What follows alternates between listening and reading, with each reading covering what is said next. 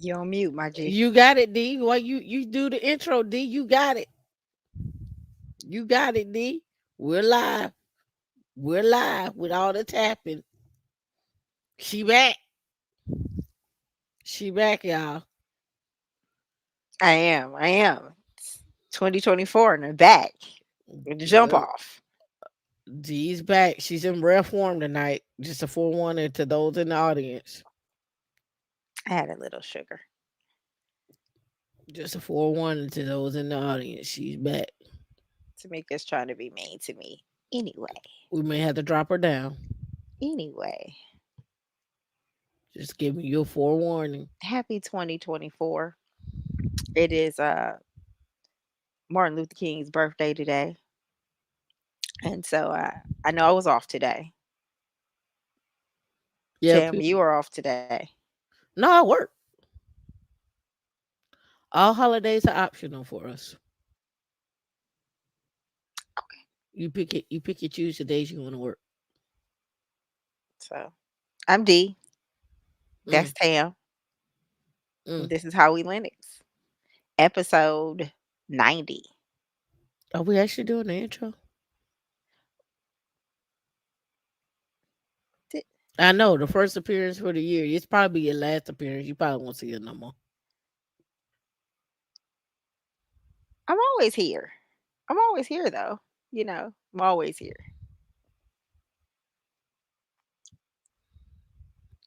You know how she do.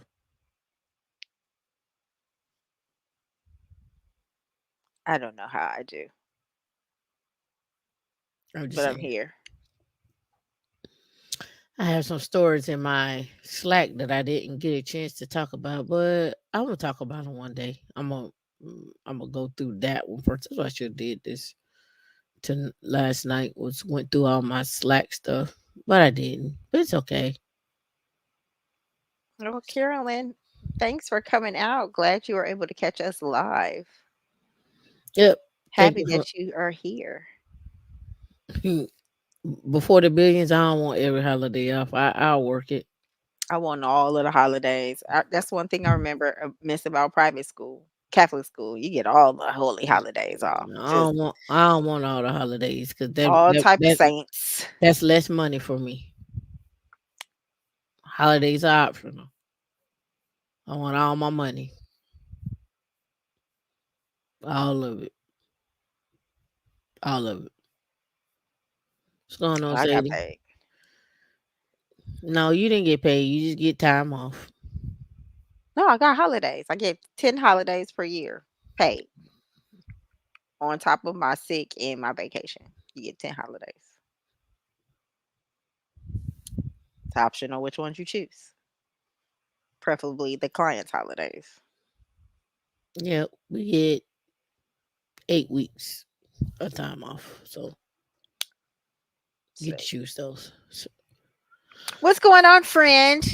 oh no, you know you kind of you in the ear. You got the headphones on today, How so are you? so How you I got want to to be be in your careful with ear. your projection Do of your do I tone. do I do I need to turn myself down a little? No, you just need to watch your projection of your tone. We know you're not used to it. You just had a little I don't sugar. like it, but I'm okay. You had a little sugar. I I We're talk gonna this coach you through this. this way all the time. We're gonna coach you through this. Did anybody get a chance to watch Saturday show?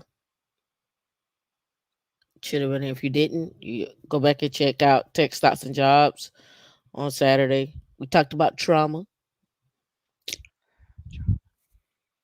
I see some of the comments you all have left on the show. Um, what's her name? The the crappy childhood fairy. I said I'm gonna do a show on it.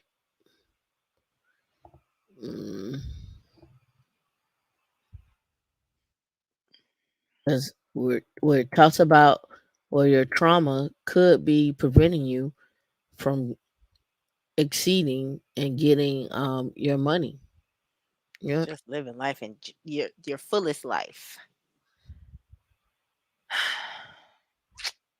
All that sign.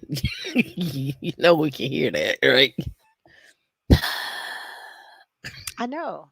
It was you were supposed to hear it. I want people to feel it. Feel the sigh.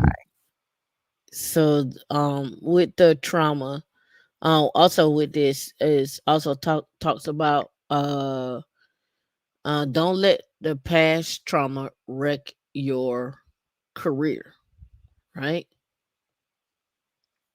Don't let your past trauma wreck your career. Um, and there was one that she did 2 years ago. Um, and see, inability to work with other people, inability to regulate your emotions, the smallest of pressure you get stuck, inability to get motivated every day, depression puts you down, right?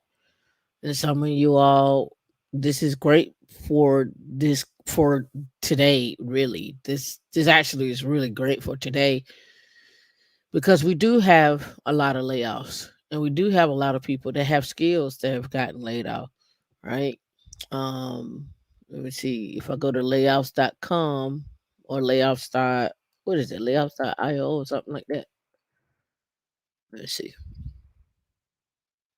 Layoffs.fyi, that's what it is. All right, so and I looked at this on Saturday, but when we're talking about what layoffs have occurred, we got what 30,000 from Google, right? 30,000 from Google, 15,000 from somewhere else, and so forth and so on. And so, in the market, what are you going to do to stand out? And two, where are the layoffs coming from? Right. A lot of people are sales, customer service. Some are. I reported it in our Slack about the layoffs with AI out of San Diego with I think that was with Google. Talking me the line. Let me look in Slack. Um Let me see. I think I put it in random. Let me see. Maybe I did. Or maybe I kept it. Who knows? But there was another they were laying off their AI folks for this particular one. Yeah, I don't have it. I don't know what I did with it. Let me look.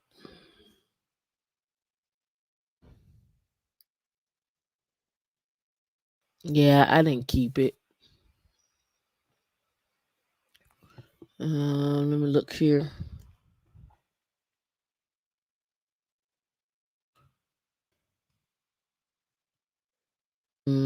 Yeah, more than 5,500 layoffs less than 2 weeks into 2024. That was 3 days ago, 11 hours. Yeah, tech industry layoffs and AI investments.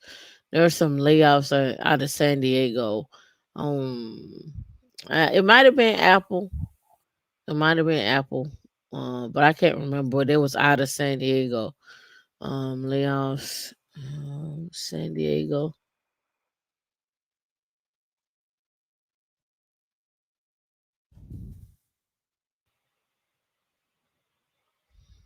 Mm, mm, mm. Yeah, Apple. Okay, yeah, it was Apple. Yeah, Apple tells dozen employees in San Diego to move to Austin or face layoffs. Yep. So, um, now the question is, what are people going to do? I don't know if you all have been following this, and I have been keeping up with this. Um, Let me see if I can find this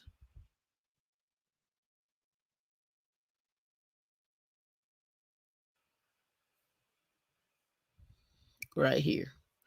I've been keeping up with this. I don't know if you all have. 4 million in free money up for grabs as the U.S. county kicks off the new guaranteed income program. Now, this is the third one I've seen. One was 4 million, another one was 3 million, and another one was 17 million. right? And I'll read through this. Have you seen this? No, ma'am. All right. All right. Excuse me. Millions of dollars in free money will soon be distributed to Americans in a new guaranteed basic income plot launching in Washington State. The Thrive Prince George pilot is a 2 year, $4 million program aimed at youth between the ages of 18 to 24 who have aged out of the foster system and senior citizens over the age of 60. For 2 years, participants in the Washington and Colorado was doing this as well too. For 2 years, participants in Washington Prince George County will receive monthly payments of $800, no string attached, no requirements tied to employment, and will be on top of existing supplementary or government benefits that the individuals may be receiving. The program is funded using public and private funds from various foundations and nonprofit organizations. According to Prince George County, the pilot aims to help lift more families out of poverty by increasing their financial stability and helping to create more pathways. So when I see stuff like that, right, what I see is more and more people are not going to be able to find jobs. And there's going to have to be a supplement of income. I figure at some point there'll probably be a number put on top of that, like, oh, you can't go above this income level. Here's the one that came out for that was 17 million right here. So this is another state that's doing this too. 17 million is up for free grabs as another guaranteed income program is launching in Houston, Texas. Is gearing up to launch a new basic income. Parts of about 2,000 households. They're going to distribute $500 each month to families living 200% below the federal poverty line. Now, there's a federal poverty line calculator. Federal, I think it may be in that,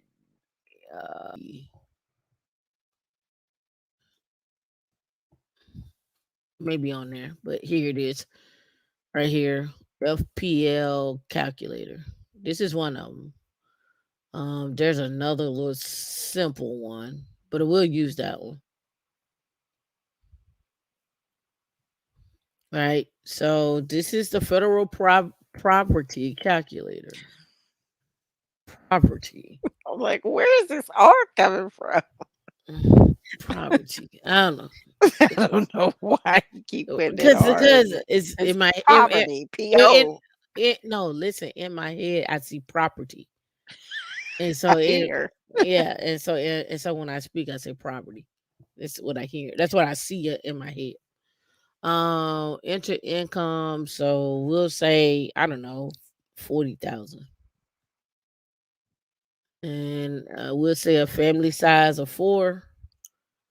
Um your income, let's see, calculate, is 133%. Your yearly income is 133% of the poverty level. Now they say 200, so I'm assuming you got to probably be a family and probably 25,000, something like that. Calculate. That ain't right. Yearly for calculate your yearly income is 83% of the poverty level. Use this federal poverty calculator to determine your eligibility for prescription assistance and so forth and so on. So let me look at this document, see if they got another one on here. Mm-mm-mm-mm. But I see this like program is one of those double-edged swords, like all the other government programs, right? So Is it a double-edged sword? I mean, it is because you get you get the extra assistance, right? But then Mm. what are the stipulations for you to be able to get and keep the assistance? Well, I don't think I don't know what it is right now, right? Right here they got 1,900 households, but they're going by. They said they had 2,000 families that they picked out. All right. And for 1.5 years, the guaranteed income pilot will distribute 500 to each family each month to each family that's 200% of the poverty line. 200%. And so when I looked up what the actual line is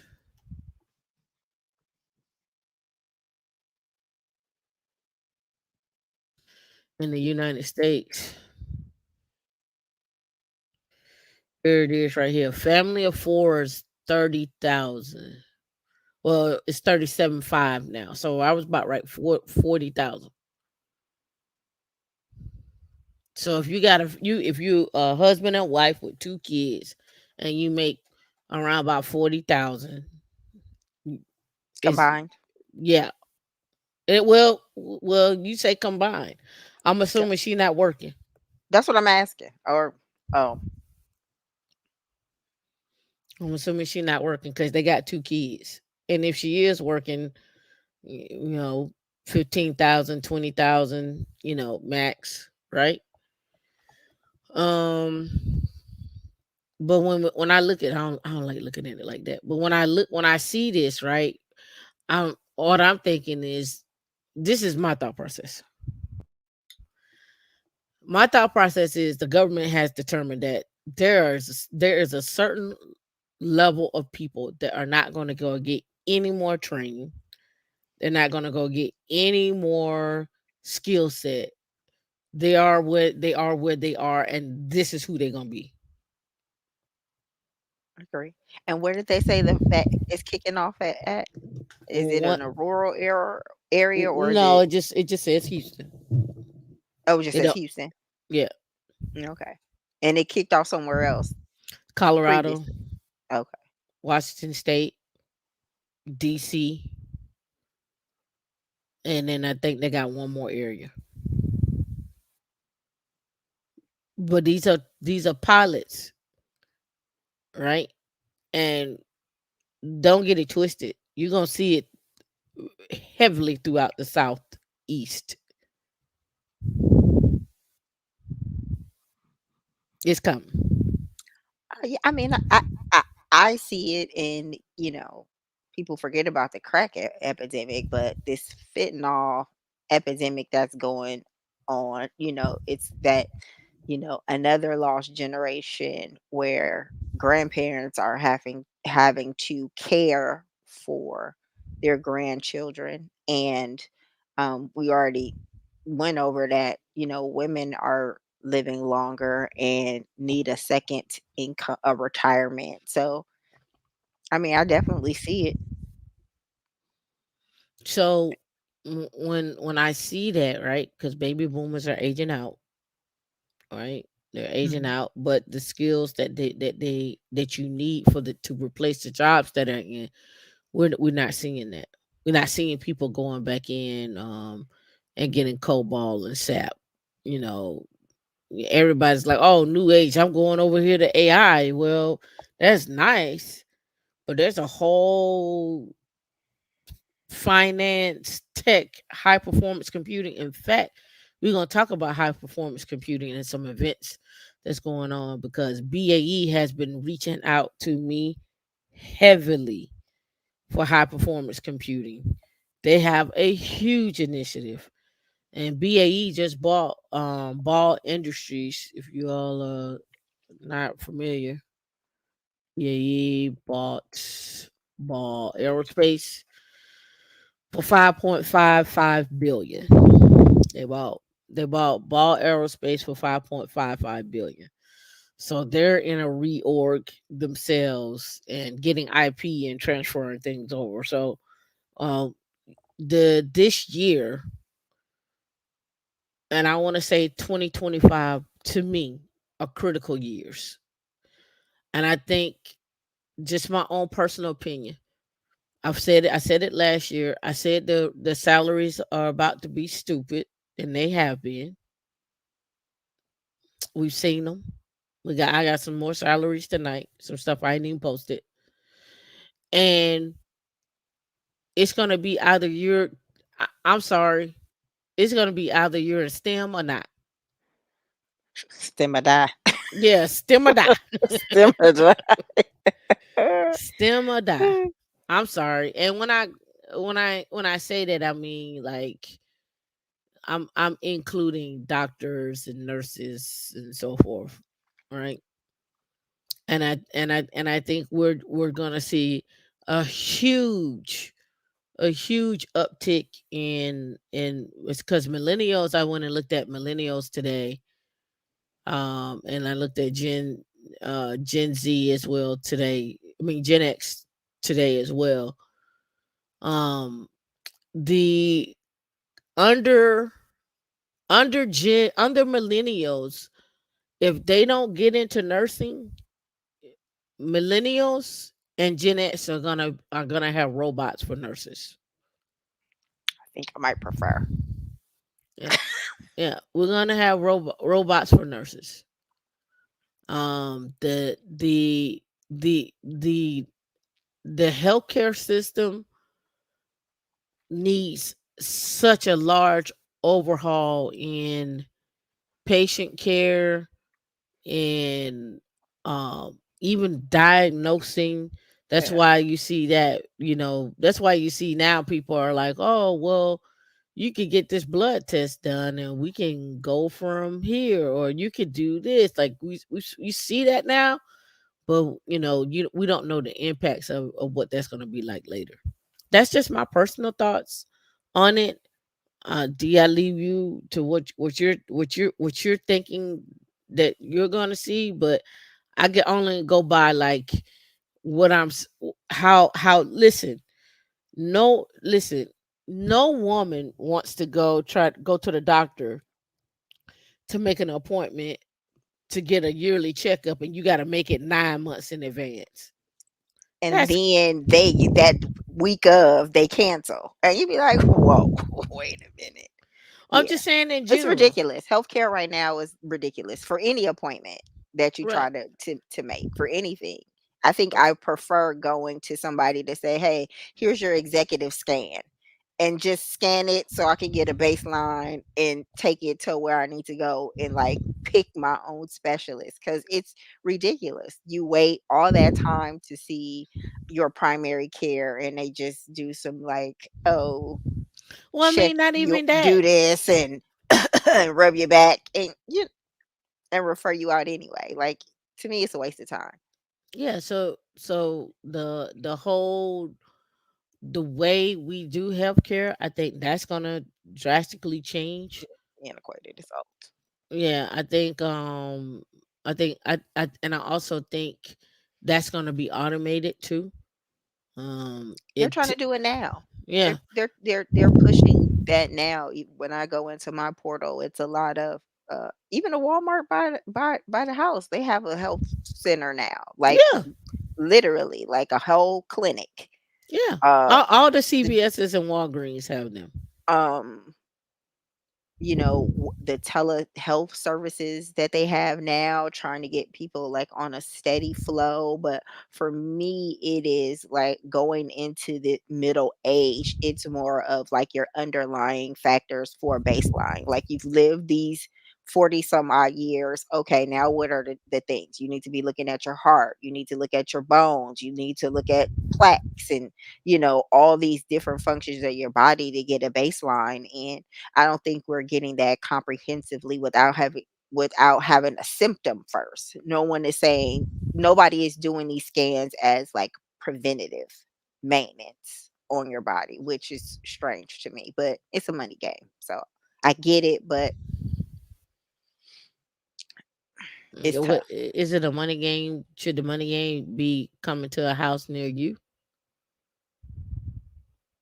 I mean, I just saw something on Instagram like about a body scan, or it might have been Facebook, and it's coming like to our area on your coronary. Like, if you know your family has heart conditions and things of that nature, those are things that you need to monitor.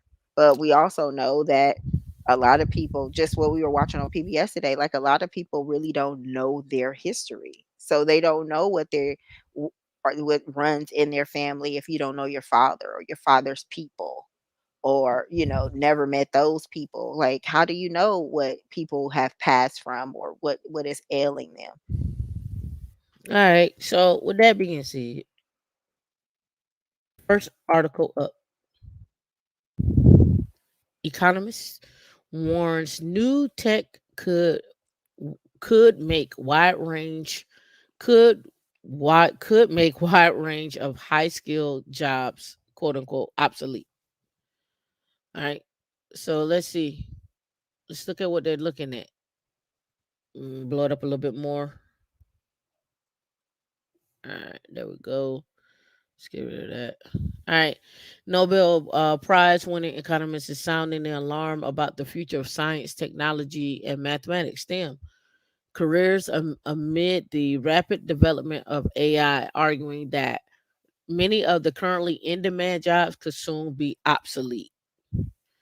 The skills that are needed now to collect data, collate, collate it, develop it, and use it to develop the next phase of AI, or more to the point, make AI applicable for jobs, will make the skills that are now needed now obsolete because it's doing the job, right? Let's see what they're saying. See the comments, blah blah blah, woo woo woo. All right, it says, but some have feared that such technology will make many current jobs obsolete, causing a fear of disruption around to the world's labor market. Excuse me. Let me click on that. All right, let me go down here. I don't want to read about that. It says the demand for these new IT skills, they contain their own seeds of self destruction. Right.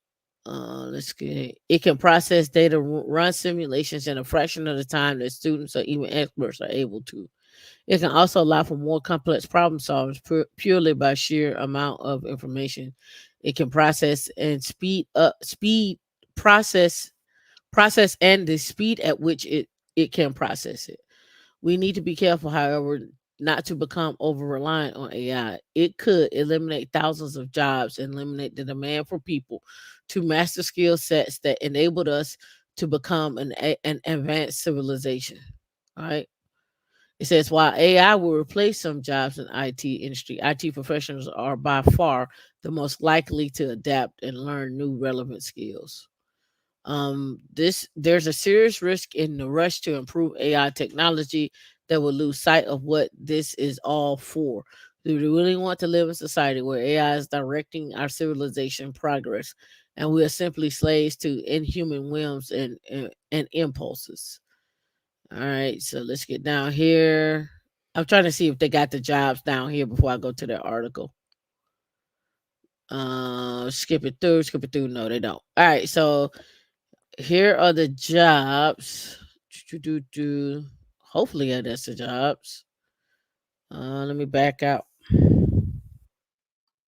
Oh, they don't have it on here. They don't have the jobs that would be obsolete. Let me go back to it. Mm-mm. I'm just going to click. Yeah, see, it just takes me here. This is fake news from Fox.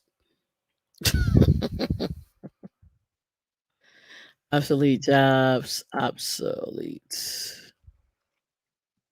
No, I spelled that wrong. I did a report on this a while ago. Uh, uh, um, let's sort here in the past week. Mm-mm. One from IMF that AI could impact 60% of the U.S. jobs. Let's go. Okay, so let's see. I want to see if that's gonna give us the jobs.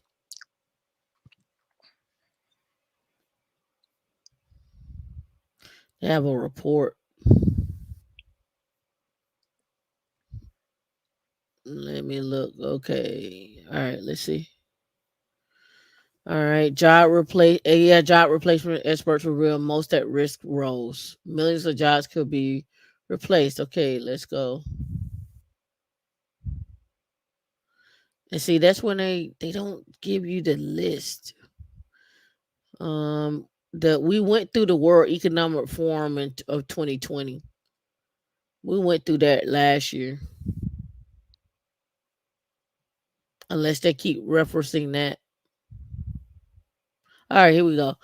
This is the list we put together: entry level admin roles, data entry clerks, software engineers and coders, customer service reps, paralegals, copywriters, content roles, graphic designers, banker and accountants, traders, fact checkers, and proofreaders of what they got put down as jobs that are going away. I don't consider some of these highly skilled. Maybe bankers and graphic designers and traders and software engineers. I don't know. I don't consider all these like highly skilled. Just my thoughts. But if you all are looking for uh more of like there was a article that I did last year where they show you when the expectation of when those jobs are going to be leaving the US, not the US but just in general. It was a report that showed you the time frame, like in the next 6 months, 7 months, this that and another. That's what they were looking at, right? Let me look and see on this one here. This might be it. If it is, I'll give y'all the link. All right, so yeah, it looks something like this.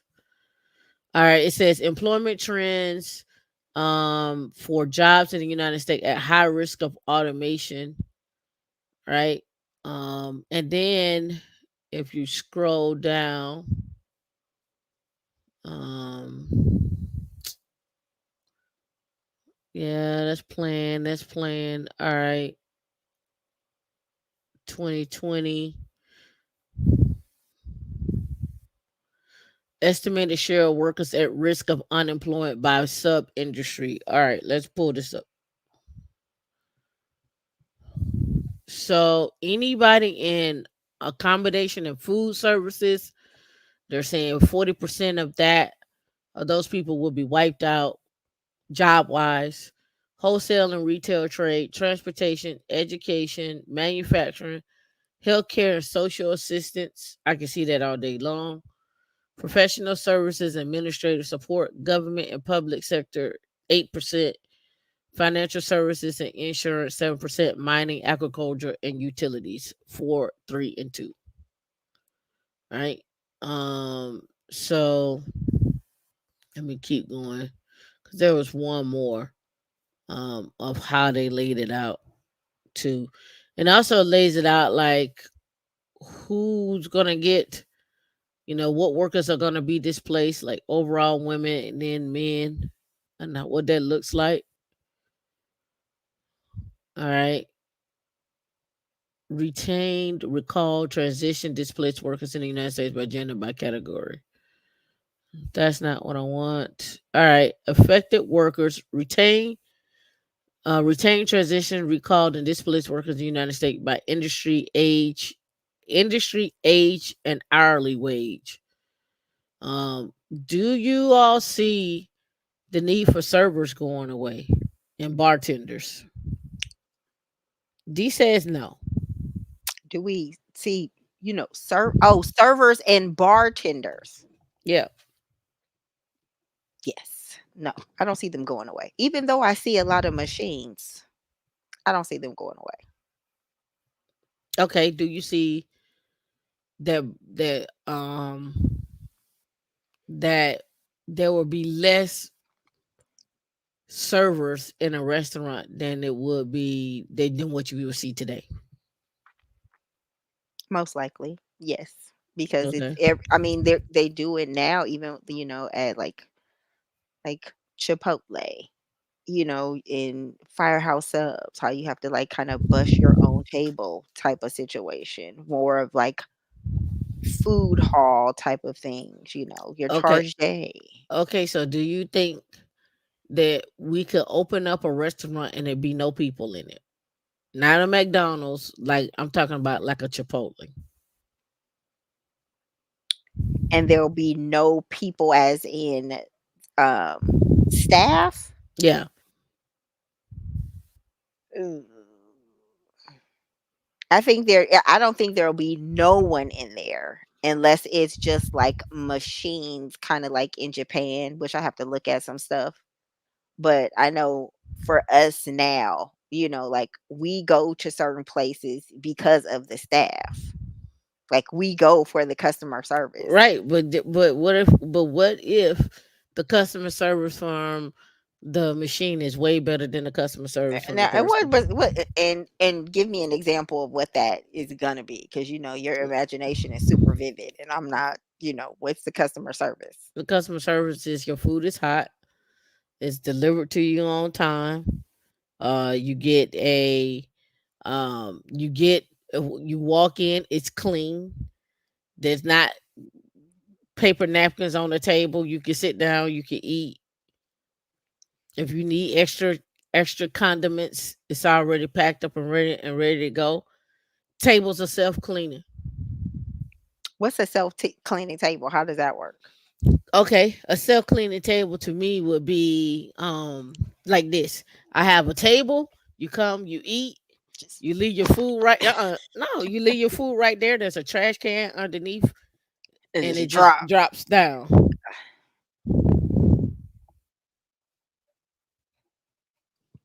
I don't know. And I then don't know. I think that place would be a little and sterile. then a robot come by and wipe it down. What if he just stick you in the eye? You ain't gonna be there. Oh, okay, so everybody is gone, or just No, well, what if the table just kind of like when it goes down, it gets like sprayed down when it drops, and then it what you comes back up mean? and it's drop, like kind of like the car wash. Like, but say the tables go down and the stuff dumps, but then there's like a little side thing that wipes it down, like spritz something and just wipe it down like a squeegee, just cleans it down and it goes back Maybe up. could be.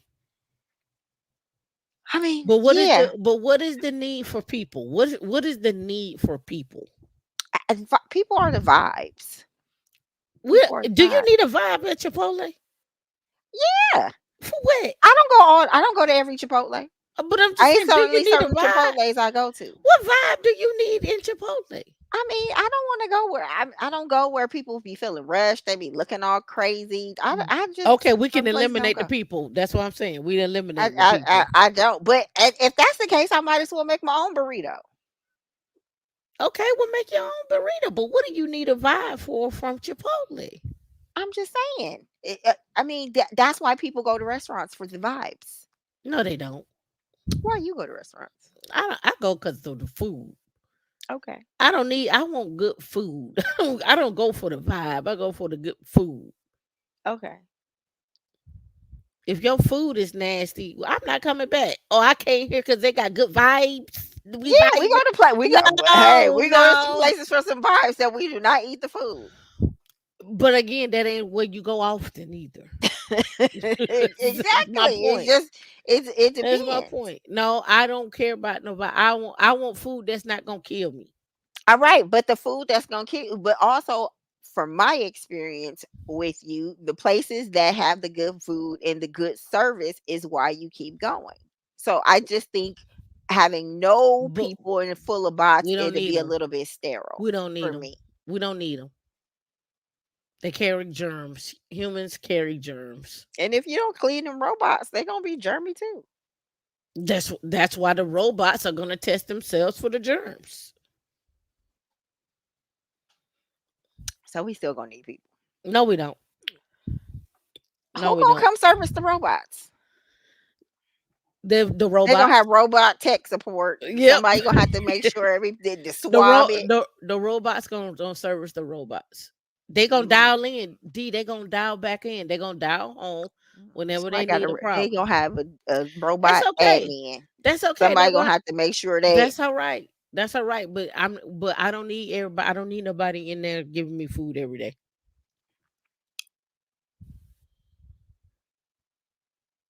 It's over.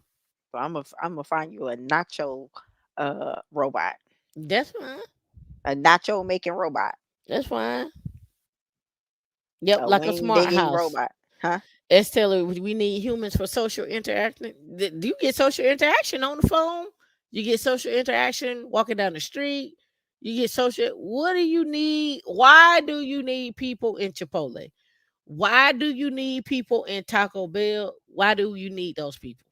Because I need to be able to tell people I want more or less and what they look like, Well, and you'll for be them able to to. just You stop you mid you, thingy. I need that. The robot, it's like you can just Uber do Eats. extra. Like I can't even alter my menu. Like I don't know, but hey, I might like it at the nursing home. Like just come in here and Now, the one flip question was, me and will we change my see this diaper. in our lifetime? Yes, Most we likely. already starting to seeing it. We already I mean, started because seeing. those CNAs, they are They quitting. they need to some get somebody in there on that CNA level because they not all the way nice. Yeah, but they quitting though. That's not enough Nurse money. Nurses are quitting. It's not the fact that it's not enough money, but it's too much pressure. Yeah. And let some elderly person bop me up in my head 1 to 2 times. It's gonna be Yeah, I okay. mean, but people are quitting. Shh. They're quitting. All right, it's all right. So here, this one is showing workers transition into sub industries by relative volume and transition and wage change accepted right here.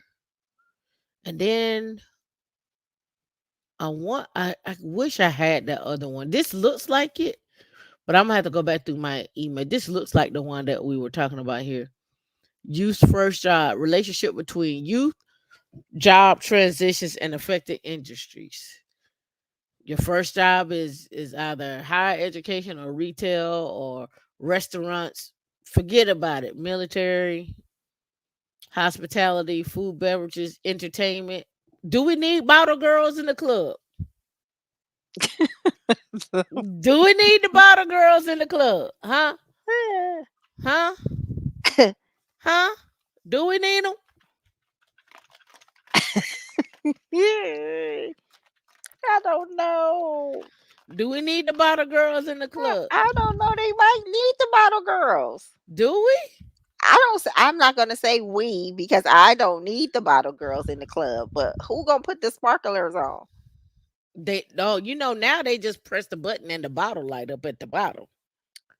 They just put the blue thing on the bottom of Well, the just of roll them the out on the cart for me. Roll them out on the cart, make geek my sir juices geek sealed and geek the stuff. geek surgeon said yes, we need the bottle girl. No, we don't. Oh. No, we don't. We don't need the bottle girl. I wanna make love in the club. We don't need them no more. You don't want them holding up the sign?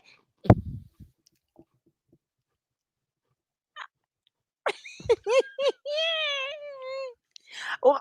They don't have bottle guys? They don't have bottle dudes?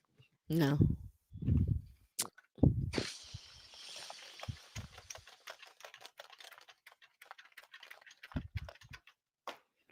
It's her birthday, yeah. No. Mm-mm. No. You know what? I'm pretty sure it's people saving up their money for the whole bottle experience. The geek surgeon said they are providing a vital service.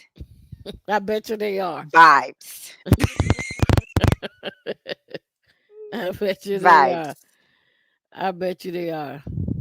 All right, so here, let's give you this one, and then we got some Linux stuff to cover. I got a whole bunch of stuff to cover. All right, look, technologies likely to be adopted by 2025.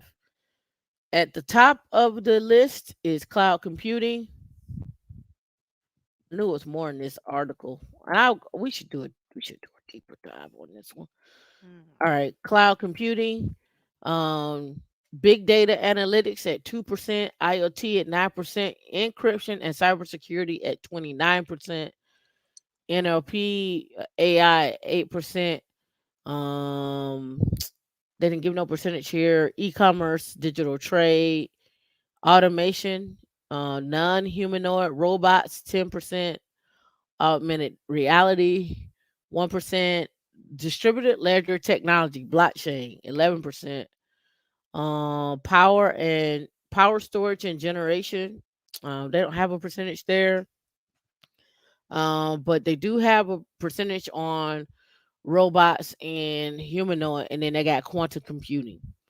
Quantum computing, I think, is another 2 years. I think learning it now and becoming an expert by then is an important thing. Just my personal thoughts. And those that have not been keeping up in the Slack, we've been posting stuff. At least I post a little bit, and what is his name? He's been posting a lot inside of Slack for quantum computing. I think it begins with an M. Don't get me the line. I think it's Mario has been posting in quantum computing. A lot of books. Yeah, Mario. He's been posting books and so forth. All right. So this is what they're seeing. Now, what does this mean to you? How does this relate to Linux? I'm gonna always tell you this, and I'm gonna always say this. Sticking with the infrastructure to me is the long play. Programming, data analytics, AI, uh, site reliability engineering, platform engineering. I think a long plays. It's just my personal thoughts. As we continue to go, that give you this is at least 5 to 10 years. Make it push it 20. I mean, infrastructure is not going anywhere. Data centers are not going anywhere. Just my thoughts, right? All right. So that's the future of the jobs report. That was the PTSD, career success and complex PTSD. All right. I'm closing out my articles here, working backwards. All right. All right. Cool. Next one up. It is cybersecurity skills shortage. What skills are missing? Let me. I want to pull while we got that article up. Let me pull this other article too. It should be in security in our Slack. I want to pull that article. Do do do do. Um, Let me see. I'm looking for it. Hold on. It was a. It was what the DoD needs to do, basically, to change to get more people in cybersecurity. And there was a new push for that, and they were looking to change that. If I can't find it here, then we'll. Here it is, right here.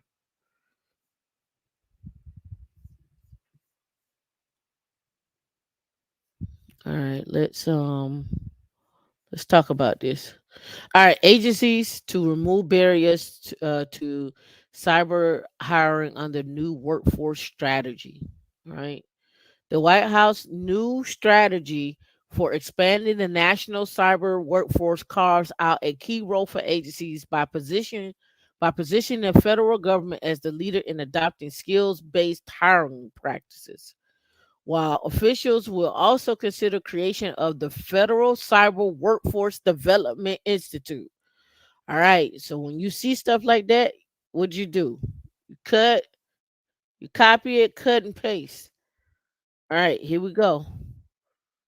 Right? Boom. Right? So right here, the Federal Cyber Workforce Development Institute.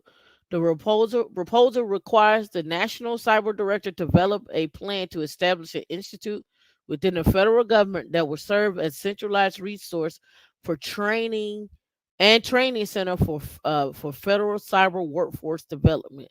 And so they go into it. I won't read all into this. I think this is like one of them things I'm gonna have to sit down and break it apart, um, so that you know who's doing the hiring and what they're doing. But work-based learning, the term work-based learning has the meaning given the term in section 3 of Carl D. Perkins Career and Technical Education Act 2000. Act of 2006. I'll have to go look that up, right? Let's go back and see what else we got here. Do do do. Oh, look here. The Federal Rotation Cyber Workforce Program. The government-wide program provides opportunities for employees performing IT, cybersecurity, and cyber-related functions to apply for and serve in rotational assignments at agencies outside of their home agency. So you can go and work at other agencies, right? So another reason why to get into quote unquote gov tech or government as well, right? The National Cyber Workforce and Education. I'm gonna dig into that a little bit more, but at least you're aware of it, right? So now let's get over here. What skills are missing? What skills are you missing? All right, so let's go. The cybersecurity skills shortage is evolving as technologies such as cloud and generative AI pose new challenges for businesses as leaders work to safely implement the new solutions and respond to the ever changing threat landscape. The lack of cybersecurity professionals with the knowledge of cloud infrastructure or vulnerability management continues to sting businesses. I say it again. Cybersecurity professionals, and this is why I hop on you all. No offense to you all out there that's running to get your CISSP. But if you don't have any technical skills, if you don't have any automation skills, if you don't have no cloud skills, if you don't have no cloud security skills, you're doing yourself a disservice by limiting your options of work. Go get those skills. Even if you take time to go get you Azure fundamentals uh, or get your cloud practitioner or even studying GitLab and GitHub and understanding pipelines, you are doing yourself a disservice by just having CISSP, but you don't have no technical skills. I don't care if you can read. I don't care if you can look at a chart. I don't care if you can look at some. I need for you to be able to read, translate that, make me a an automation script or pipeline, and then handle that, right? Because that's where you're gonna find the longevity. Anybody doing manual stuff, I was just talking to someone this week who's a tester, and anybody that's doing manual testing, they cut them all off. They went ahead and deleted them, right? So those that are doing stuff manually, you don't have no technical skills, and you're like, Tamika, I've been doing this job for 20 years. I don't have no technical skills. You need to get technical skills. Hold on, let me back up so I can project it loud. You need to get technical skills, right? I'm trying to see get you in the back. Trying to get you in the back. Trying to get you in the back. Like you gonna need to get some technical skills. I know you don't want to hear it, but I rather for you to hear from me first than for you to get laid off. Hear from me first, then to get laid off. Shout out to CTO advisor. I see you out there. You say you're taking a break from work to sit at the feet of the experts. Hey man, I'm just trying to get people prepared for what's out there, right? We got to talk about Broadcom and VMware, man. We got to have a discussion. Got to have a Deep, discussion. deep. Yeah. All right. It says the threat of breaches is growing with 29 new ransomware groups having shown up in 2023, and the National Cybersecurity Center reporting a rise in high level cyber incidents across the year. The NCSC reported a 64% rise in incidents considered serious for investigation by its incident manager, right? Thank you for the $5 super sticker, Felicia M. We appreciate you tonight. We appreciate you. That's right. That's right. That's right. S. Taylor, you need some technical skills.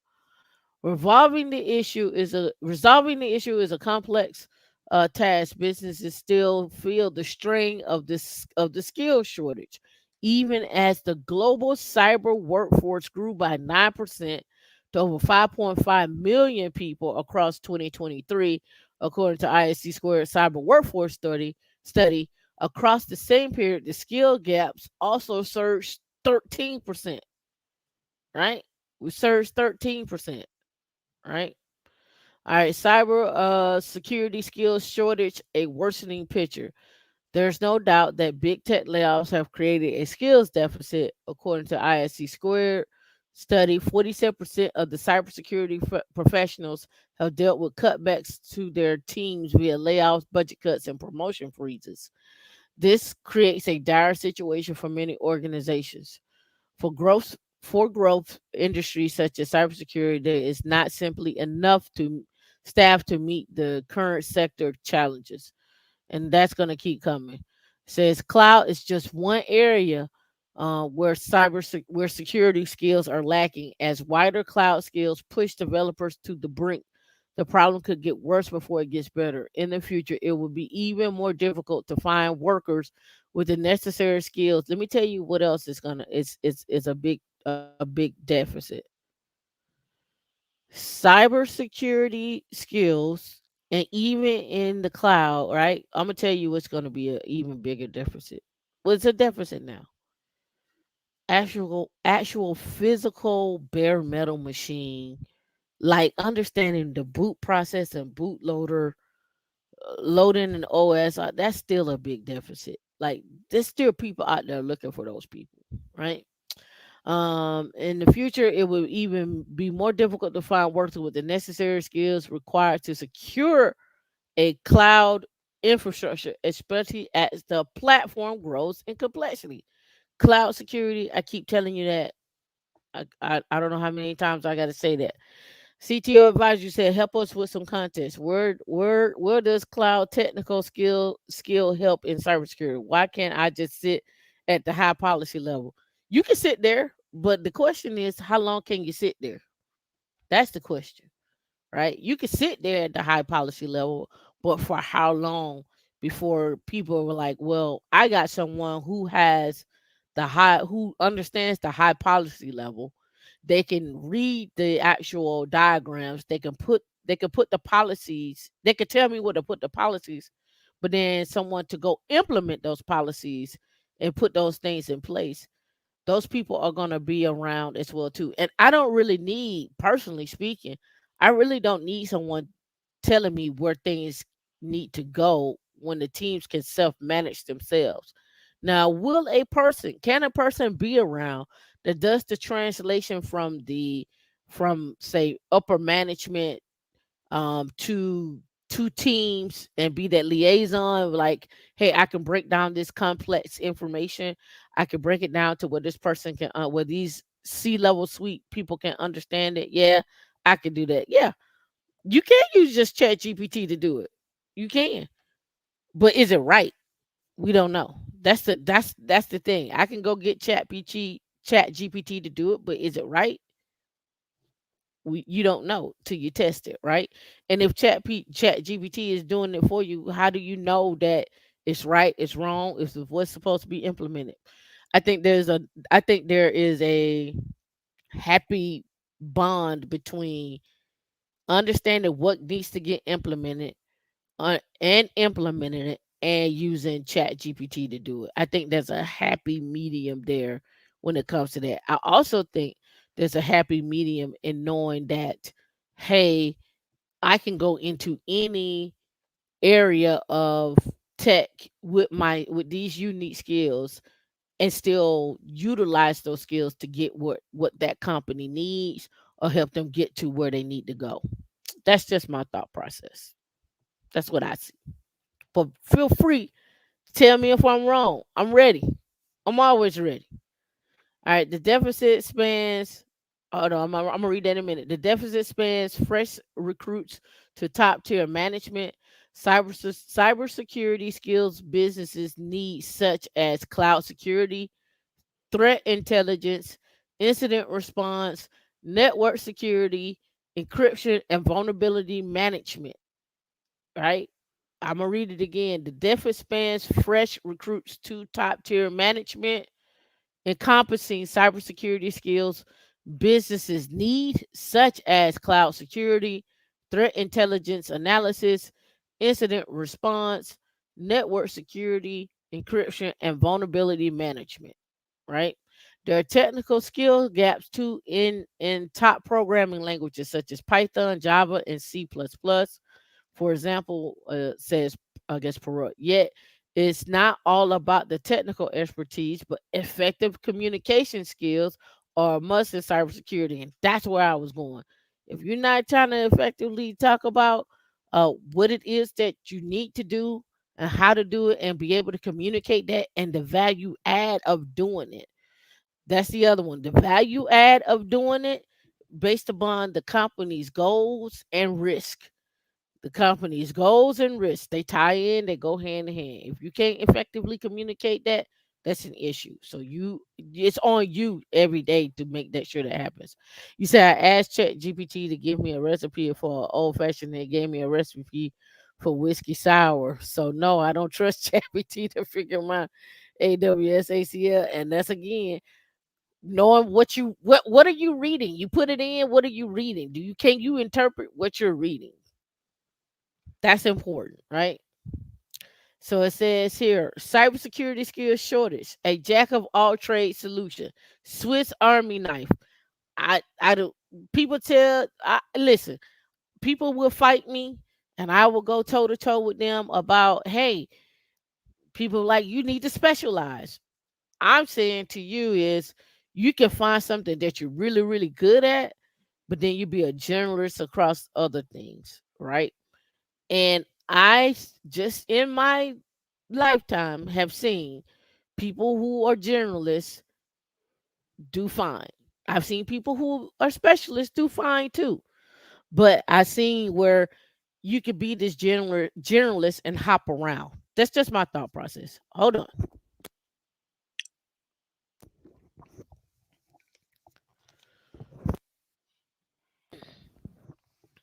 In smaller businesses, there's a shortage of jack of all trades type candidates. Smaller businesses that can run off of 10 people or 5 people, or they got everybody can do one or two things or something like that, or three or four things. It says the head of cybersecurity at a recruitment provider, Hamilton Barnes. This is increasingly true as cyber attacks become more niche and sophisticated, causing experts to focus on specific discipline within the market. The shortage isn't due to the lack of candidate interest, what says, but the supply and demand imbalance. While there are numerous candidates eager to break into the industry, entry level opportunities are scarce. When you look at mid level positions, the opposite is true. There are plenty of positions, but not enough people to do them, requiring a certain level of experience in holding some firms are it's holding some firms back. Right, we're seeing individuals dedicate time to invest in the pathway initiatives, only to find they can't gain employment. That's why I say Linux, cloud, cybersecurity, Kubernetes, they go hand in hand. They're your friends. And if you want to if you want to specialize in data engineering or go down a route of data engineering, it's still some elements of DevSecOps and data engineering. So when you get there, being that Swiss Army knife, I don't know, just it is work for me. Um, I don't know about everybody else. That's just my thought process. It says, I hear you, but I'm biased. We've all been doing this 20 plus years. Maybe we're mixing some context. This is super hard. How do you make sure your AWS Lambda functions doesn't have more rights than needed to your Oracle DB? These are two different types of security boundaries. I agree. That's why I say you got to be able to. That's why I say you got to be able to read and understand what is it actually doing. Like you could type all this stuff in the Chat GPT, but if you don't know what it's actually doing, and then you go put it into your org and you open it up to the world, we're taking over the world, Craig. It's a wrap. It's a wrap. Ricky Stewart, you said I heard this real estate investor say he overcame being an introvert by talking to Starbucks employees. Yep. Get out of everything and start talking to folks. But you can do that at Toastmasters. What level of security do we need to learn? I'm doing the ISC square. Are you doing the entry ISC square, that the one that I talked about, that entry level one, the one that's free? Bobby Axelrod. But yeah, it's basic. It's just to get you in. It's just to get you in. It's just to set up to get you in, right? So I talked about this ISC square um before. CGRC, compliance, governance, and risk, right? And the domain that it covers is information security management program, scope of information, approval, selection and approval, implementation of security privacy controls, assessment, authorization, approval, and continuous monitoring. Now, that's just a certification. If you went over to the CNCF and you start looking at OPA, Open Policy Agent, right? And I think Open Policy Agent, when they didn't they get bought or something like that, or there's a cover for it. When you start looking at policies, and you can go on CNCF, not the landscape, but let me go to projects.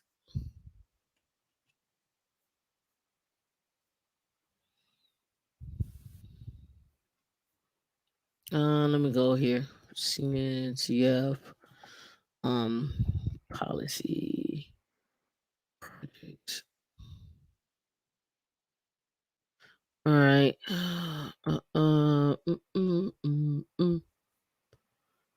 All right, managing policies and standards, OPA. That's one.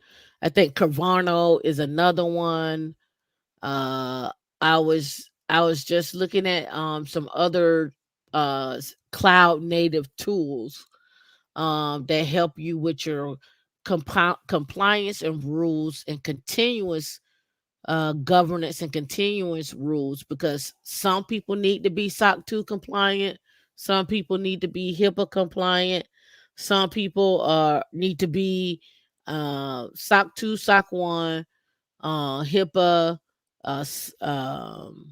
was it is it what's it called? Barnes Oxley and something, I forget what it is. SOX, Can you make SOX. that a little bigger for us?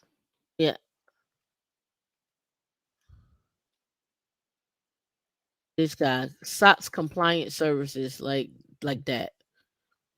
But what I was looking for on the CNCF are the projects. But I wanted the projects, I didn't want them graduated. I wanted the map. CNCF map. Yeah, the trail is not the trail map. It may be the landscape I'm looking at.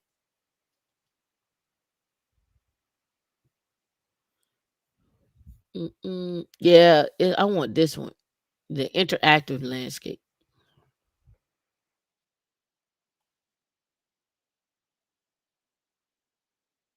Yeah, this is what I want. Yeah, AWS security is one. I like SANS.org and ISC Squared, because in the SANS.org class, in the cloud security class, they showed you how to lock down all three clouds. And in the ISC Squared one, I think they also show you how to lock down all three clouds.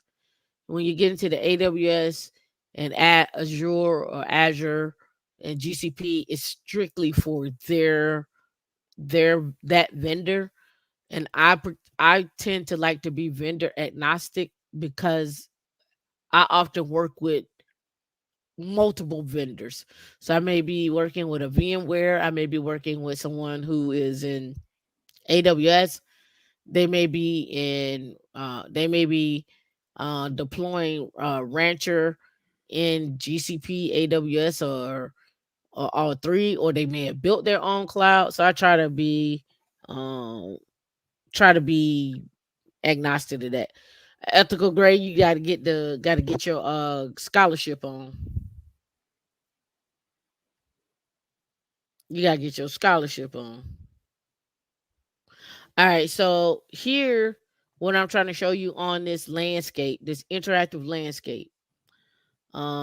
If you go across here, you'll see right here at the top, you got database, streaming, messaging, application definition, image building. Those that are in security, image building is your friend.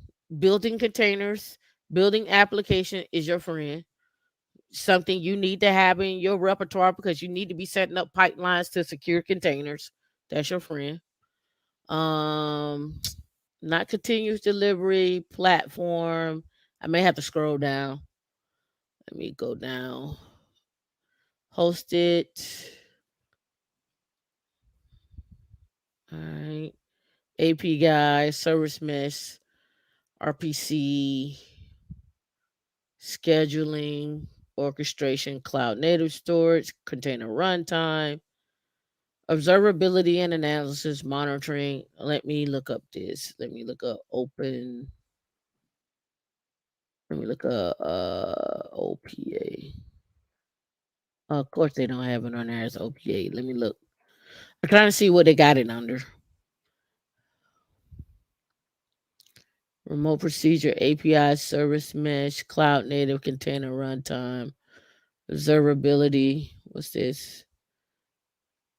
I'll go back and look up OPA, see what they got it under.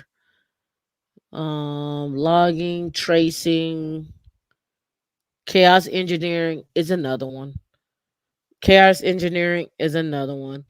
Um, the chaos engineering, um, from a perspective of disaster recovery, those that are in security and those that are DevSecOps and platform engineers and site reliability engineers and tech leads and so forth.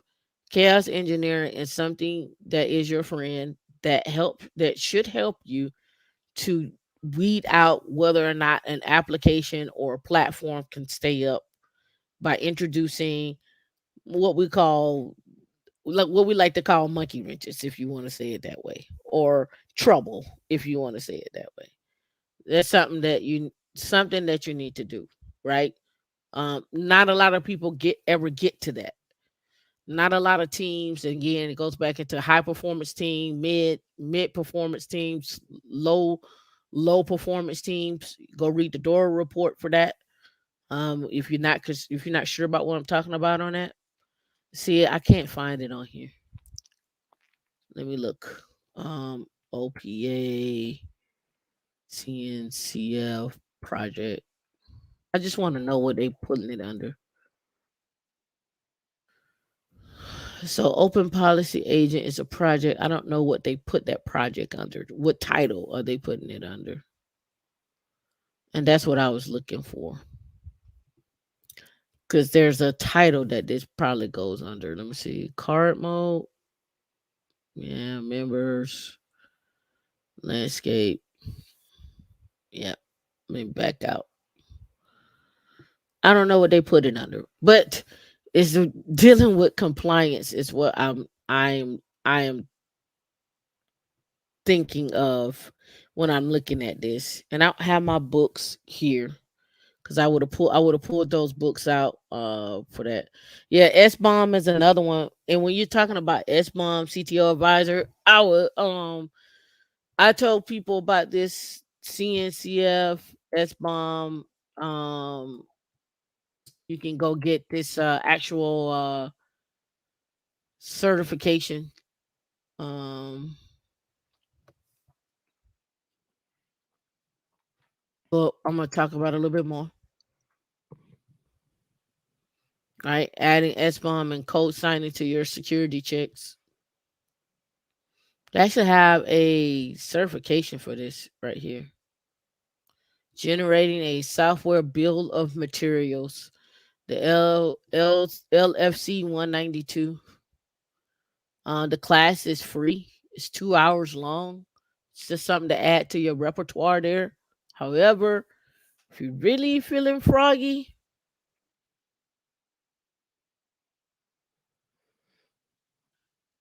Prisma Cloud. So they have a comprehensive study when you start talking about Prisma Cloud. It's really vendor. This is really vendor driven here, but you can get into Prisma Cloud, JFrog, all Datadog, those vendors. When you start talking about, okay, how do I really see every everything my for my architecture?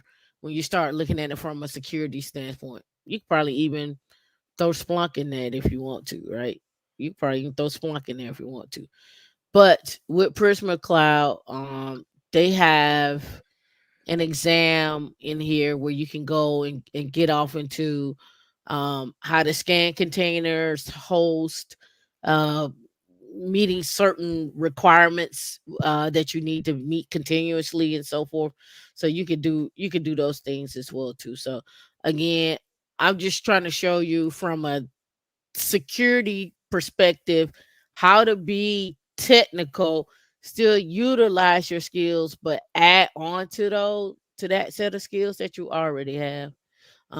That's again my take on that, right? So we talked about the lack of cybersecurity skills. I went down the cybersecurity, I mean the CNCF landscape, open policy agent, network policies, and within Kubernetes, understanding, and then really understanding what platform engineering really is. That's another thing. I'll go back and do a day on platform engineering. One again, I've talked about it before. So we talked about that. We talked about that. Got to that. All right, close. All right, so looking for jobs. I brought this up because this is where a lot of the boomers and the older Gen X's that are probably going to be going into retirement in the next 5 to 10 years, right? I think what's the oldest Gen X? They're probably what 55, 50, 55, 57, maybe 60.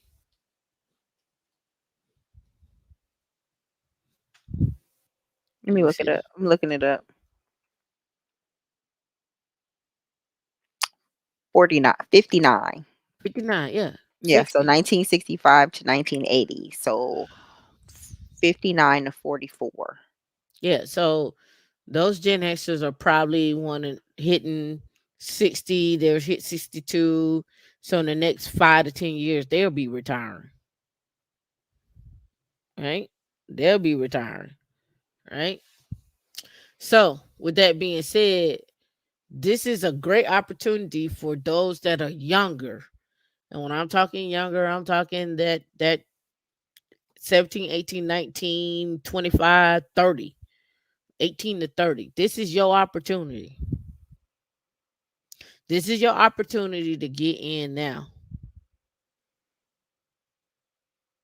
Right? This is your opportunity to get in. And when I say get in now, meaning it's your opportunity to learn from those who are already there.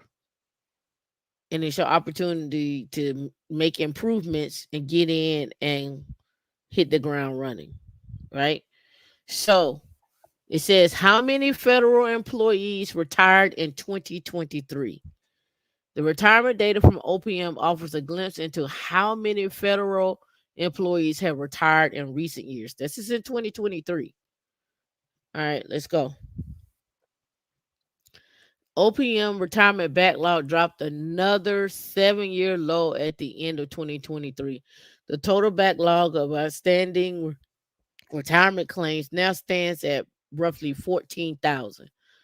The last time it was at or below that level was in 2016. It says OPM received approximately about 5,700 new retirement claims in December and processed 7196, a difference of 27%. This helped to reduce the backlog backlog by 9.7% over November, going from 15 to 14,000. right?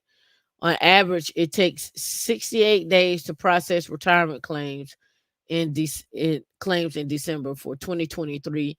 The monthly average was 73. So they're averaging, it said OPM received 88,773 retirement applications from federal employees in 2023. 88,000. 88,000. So young people, y'all out here like, yo, I want to go work at Google. I want to go work over here. Listen, D, what's the one place that did shut down during the pandemic? What's the one place that was still pumping out checks?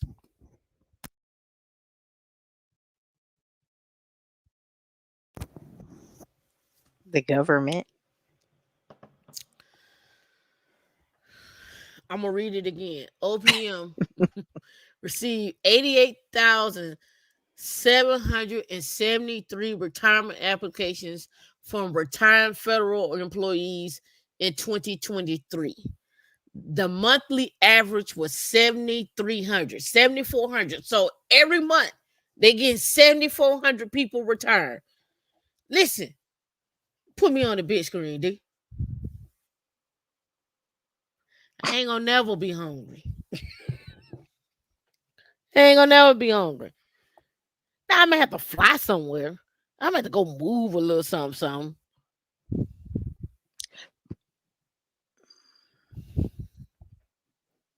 But I ain't gonna never be hungry. I'm just trying to tell you, y'all looking for jobs. I'm just trying to show you where to get.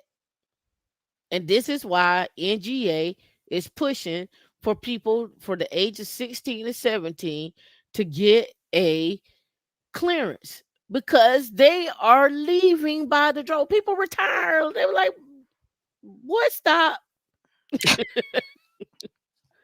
I'm up out of here. I'm just saying. It's this the one place I know you can go get a clearance, get you a security plus, learn some Linux, pick a cloud, any cloud, make 100 to 150 to start, be doing that for the next 10 years and They earn want more to go money. live their lives. They are not the regular grannies that they used to be. Grannies and grandpas. They over there traveling and doing them. It's a wrap. They don't want to work to 75. They're retiring at 60, 65. They're getting up out of there. They want to live life. And they get a pension. They get a pension. They get their social security and a 401k. And if they prime military, they get the military plus disability. That's 5 checks. They get checked. That's 5 checks. You said I'm not. I ain't going to lie. I like working for Lockheed, but I enjoy working for the. Yeah, yeah. I'm not. Now I ain't gonna say it's no.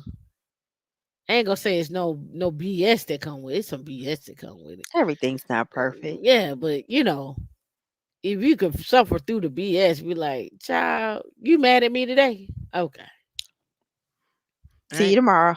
Yeah, see you tomorrow. You'll be sick of me today and you'll be sick of me tomorrow. and they said in January of this year, 12,000 retirement applications came in. They returned by the boatload. They returned by the boatload. Right? So in 2018, look at this. In 2018, they had 107,000 applications.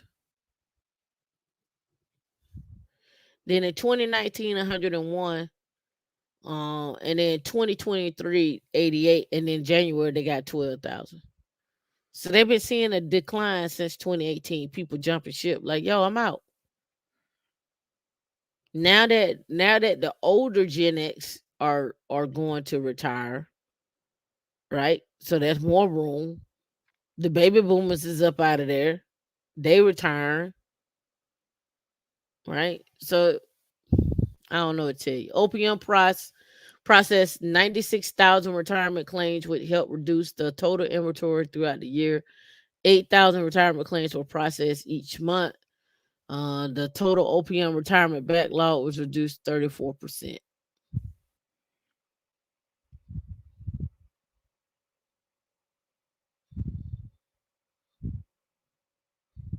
Mm-mm-mm.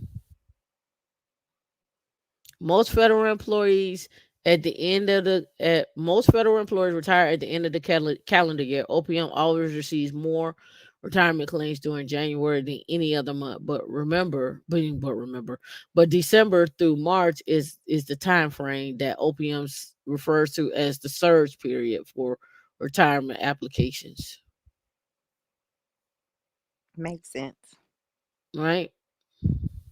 So go look at OPM. Go look at those different jobs. Go look at the different contractors. There you have it.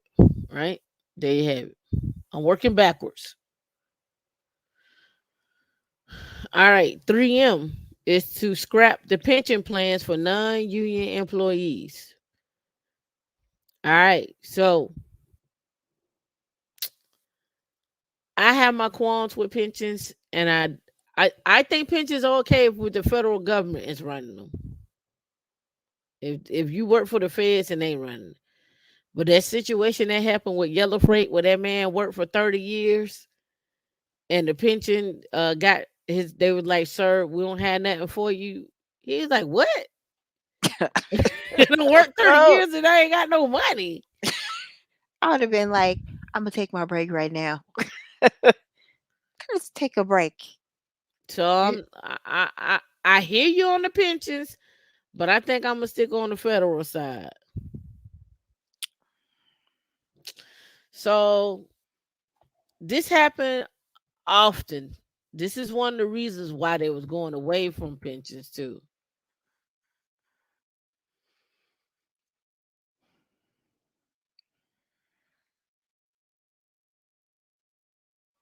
2007, the UAW agreed to create a second tier of workers who would do the same low work for lower something they did in 401k. They got rid of pensions. But what is it called? Yellow something? The yellow, yeah. A video posted on TikTok captured the dramatic meltdown by a longtime truck driver when he learns he's losing his pension at the financially strapped Yellow Corporation. It says the company withheld both pension and health care payments totaling $50 million. So they didn't get no health care and they lost it all. That's my qualms, Jimmy.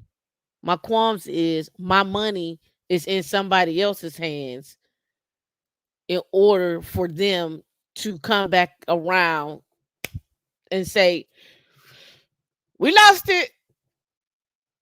My bad." Ain't versus nothing. Yeah, Like, versus with a 401k, the money is out of their pocket in your 401k. Now, a lot of people don't like 401ks. A lot of people like, "Oh, nah, 401k is a trap," right? So, I was doing some investigation and you don't get you can't retire to 62, right? And most people don't get full Social Security until they 70, sometimes 67, but on the average 70, right? Or that's when you make the most money getting paid out. Let me say it that way. If on average, and I looked this up, on average, most black men don't live past 69.1. If your full retirement is at 70, right? And then on average, most black women is between 76 to 80. So basically, when you retire at say 70, you only got 6 to 8 years to play.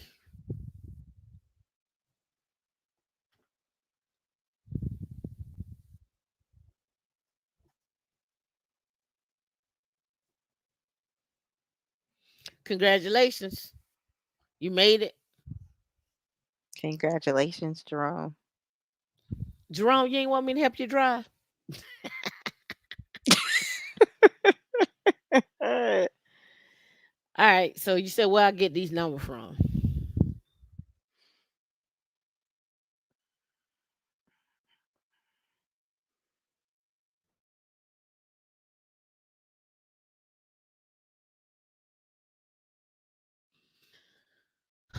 Okay.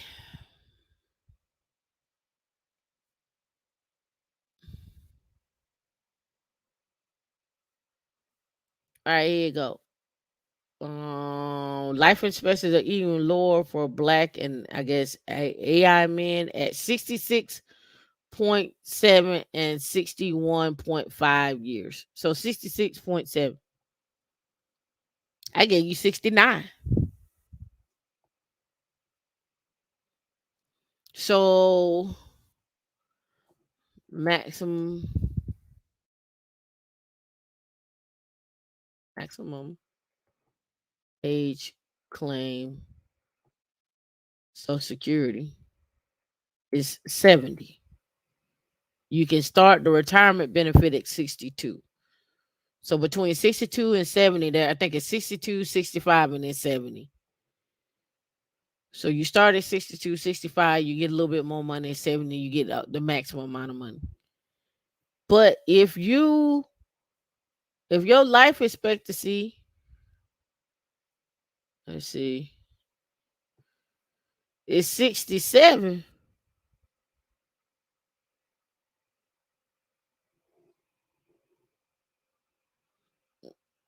you waiting for 70 to retire, you might not make it.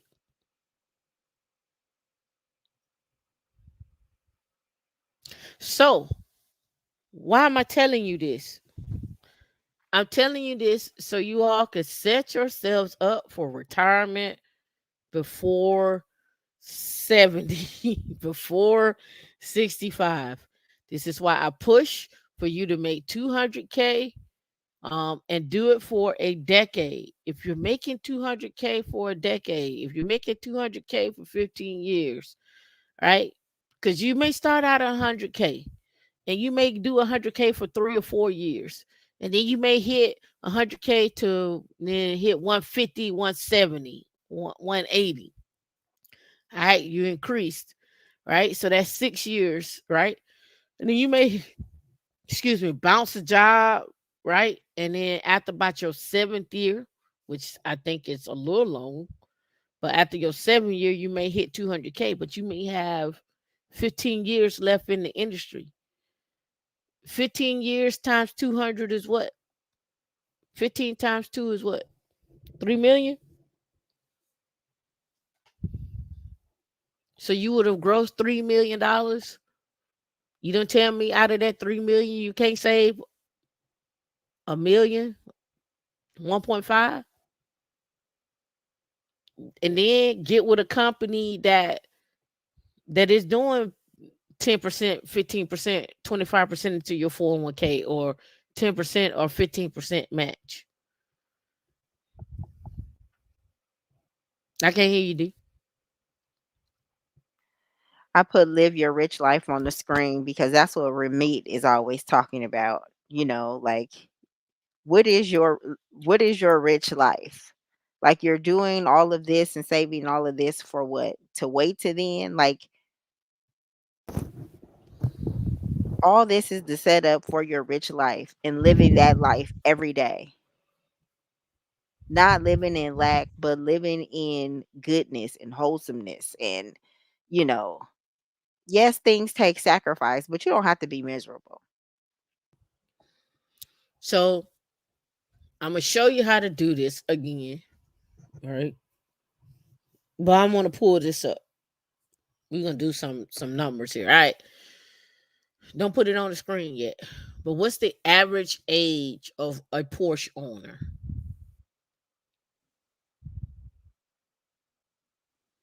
Average age of a Porsche owner. Don't say 71. That'd be miserably terrible. Pull it on up there. All right, so the average age of a Ugh, Porsche owner is 52. They often fall between 46 and 65, with the average age of being 52. So everybody be like, oh, yeah, I got to go out here and get a Porsche. The average owner of a Porsche is 52,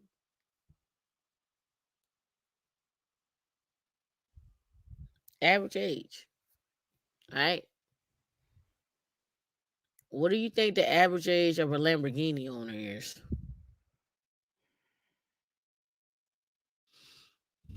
Mm-mm, mm-mm, mm-mm.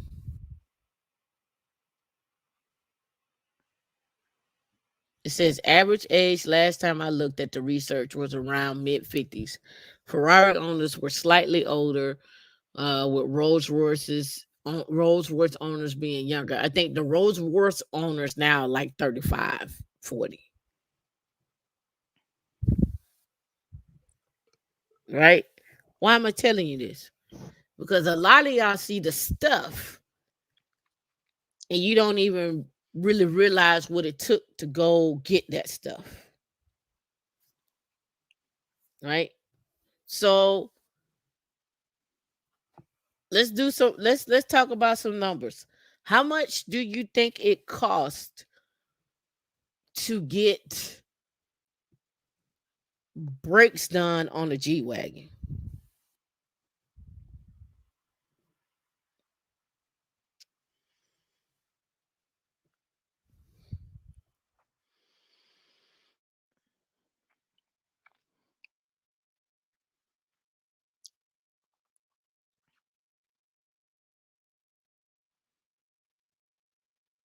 Mm, mm, mm, Jerome mm. says about 5K.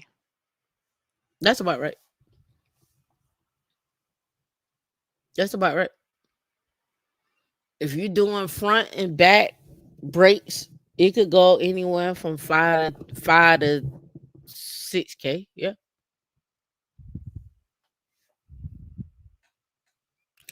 How much do you think it costs for oil change on a Porsche?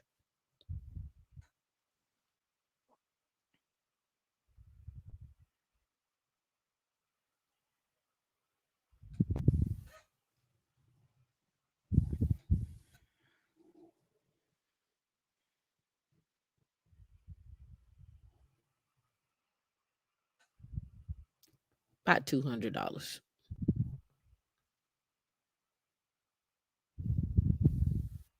You can get away with a Porsche on 200. On a Mercedes, 600 was 600. well, that was something else. So, $600. Jerome is $600. Eh, yeah, that was something else. On a Mercedes 200, but then you get into the service A and service B, right? So, why am I telling you this? Well, I'm telling you this because a lot of you want to go out there and you want to buy a nice car, right? And I'm not faulting you for going to buy a nice car, something you want. I ain't gonna fault you for that, right? But what you have to consider is not the maintenance. I think you should just consider that automatically. You just if you drive it, you got to fix it. If the tires wear down, you got to fix them. That's just what it is. But what you all don't consider is not just the maintenance of it, it's the appreciation of the asset, quote unquote, liability, if you want to say it that way. But it's also when you go buy cars and you go buy these cars and you use your tech money to go buy these cars, what's the other things you need to consider? You need to consider whether or not it's been mass produced or not, right? So when you go out and you're like, oh, I'm gonna go out here and get this Hellcat, I was going to say this demon. and it's been mass produced, and you getting getting it off the lot is you ordered it, da da da da da da da, woo woo woo And you woo. drove it off and You it's worth drove it what? off, you done customized it, you done did all these things, and now it's time for you to get out of it because you done had it for a year and you want to get out of it. You done beat it up. Y- Yeah, so now you looking like, oh, I want to get out of it. And they were like, you upside down. Inside out. You upside down. You financed for 84 months. The next person gonna get a good deal, but you have been bamboozled. And Jimmy, honestly, like a lot of these cars, you think you be able to take your Benz to Jiffy Lube or your Range Rover to a Jiffy Lube. And I ain't taking no car to 9 Jiffy times Lube. out of 10, or you wanna get your tires rotated at Midas or something like that, and you got a 24-inch rim, and they be like, That was we in don't have the Colorado. equipment No, so for that was that." true story in Colorado. Yeah, you don't have the equipment for that. So pulled up. So I got my Range Rover. They put 24s on it at the car dealership when I first bought it. And when they put the 24s on there, I was like, okay, cool, whatever. It's long because it was making a loud noise when it would back up when I would go in reverse. And they was like, oh, that's because we didn't put noise canceling on the rims and in the brakes. And I was like, well, whatever. It's just making a lot of noise. Y'all need to fix it. Car is practically brand new, had 900 miles on it. So they were like, okay, cool. They changed out the brakes. They changed out the brakes. They changed out the rims. It was still doing it. They changed out the brakes again. Put the big heavy duty brakes on there, the racing rate brakes on there, and then they changed out the rims. So I ended up with 24s, right?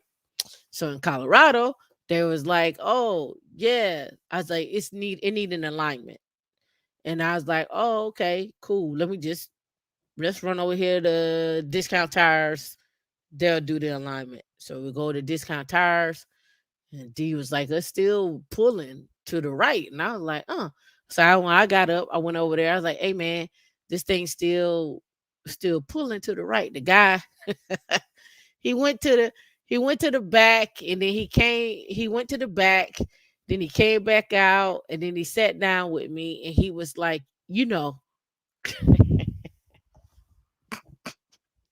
Made me pissed put off it on all put it over again. no, put it on the screen. Put me on the screen. He's like, Range Rovers are finicky. So we need to make sure like all your fluids are topped off, like your windshield wiper fluids, your oils and everything. And that'll keep the alignment, in place. And I was like, show me that in the book. I said, and get your manager. Show me that in the book and get your manager to show me where if the windshield wiper fluid and the brake and all the fluids are not filled up, it's gonna knock off the alignment and cause it to pull. Show me that in the book. And so he got up out of the chair. He went to the back, and then he came back out, and he was like, okay, that's the other thing. Your ar is a 2020. So because it's a 2020 and our stuff doesn't go past 2019, we can't do the alignment. And he was like, and I said, well, you said the alignment was already done. You already charged me for an alignment. And he's like, oh yeah, we must then do an alignment. So I owe you some money, don't I? I was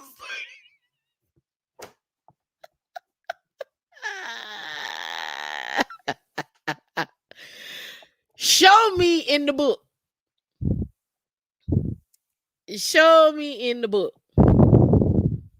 And they just gave me the keys. Here's the keys. There you go.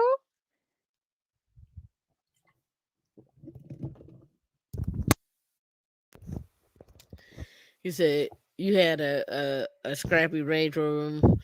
Um, oh, mine don't break down, but I don't drive it enough for it to break down. My old Range Rover, my friend's boyfriend was like, "Dion need a mechanic boyfriend." Yeah, mine don't break down at all. Like, I haven't had, I can honestly say that Range Rover hasn't given me any problems. No, I think the dealership is giving you more problems than the car. Like, what Yeah, y'all doing over there? Colorado has the dealerships have not been kind. Absolutely not. yeah. But when Oh I got yeah. back, I had them all serviced. They all checked out. All right. Yeah, he thought it was slick. Yeah, Lennox I Eagle was trophy hot. I cars. was hot as fish grease too. I was hot. You know what? They're not necessarily trophy cars. They're cars that I've always wanted in my life. Like I just always wanted a race car. Like I always wanted something. I was like, I wanted a race car. Like, you know. And then when it was time for me to get one, when I was able to get a Porsche, I was like, man, I got a Porsche. And then I was like, oh, I got two. Oh, I got two But I mean, Porsches. you shopped for a Porsche for a very long time. A Like long, a probably like very long time. Like years. in years, like the cars leading up to the Porsche, it was like in increments. Like your first other car was a Mini Cooper. Yeah, my You first know what I'm sports saying? car. Like, and it's My first evolved sports since car. there. Hmm. Yeah, yeah. It was a mean little scoot. Yeah. That little mini was a And many mean scoot. expensive. It was, and even the dealer, like, because I think it made by BMW? Yeah, they got Yeah, it was BMW made by in it. Yeah. BMW. It was a little expensive car, but it was mean. She got up though. Yeah. But the I say all that to say is the progression of using Linux as my foundation, using Linux security, Ansible, cloud, understanding leadership, having leadership principles, understanding how and where money flows and works. Everything that I have talked about here is the reason why I was able to buy my Porsche. Yeah, one step Now, at a time. One step now at a time. You don't need to do everything all day, everything today. Now here's the rule of thumb a lot of people like to use. A lot of people don't like car notes. And so they're okay with going to get a used car. However, if it's older than, 5 years, then you're out of manufacturer warranty and you have to get the extended warranty which may or may not cover certain things. So, do you lease or do you not lease? do you do you look at do you look at buying something that has the depreciation already in it? When I say that, meaning if it's 2024 now, going back to 2021 and getting a car with low mileage could be a thing for you. However, the question is, do you want to pay cash for that? Do you want to pay cash for that? Right?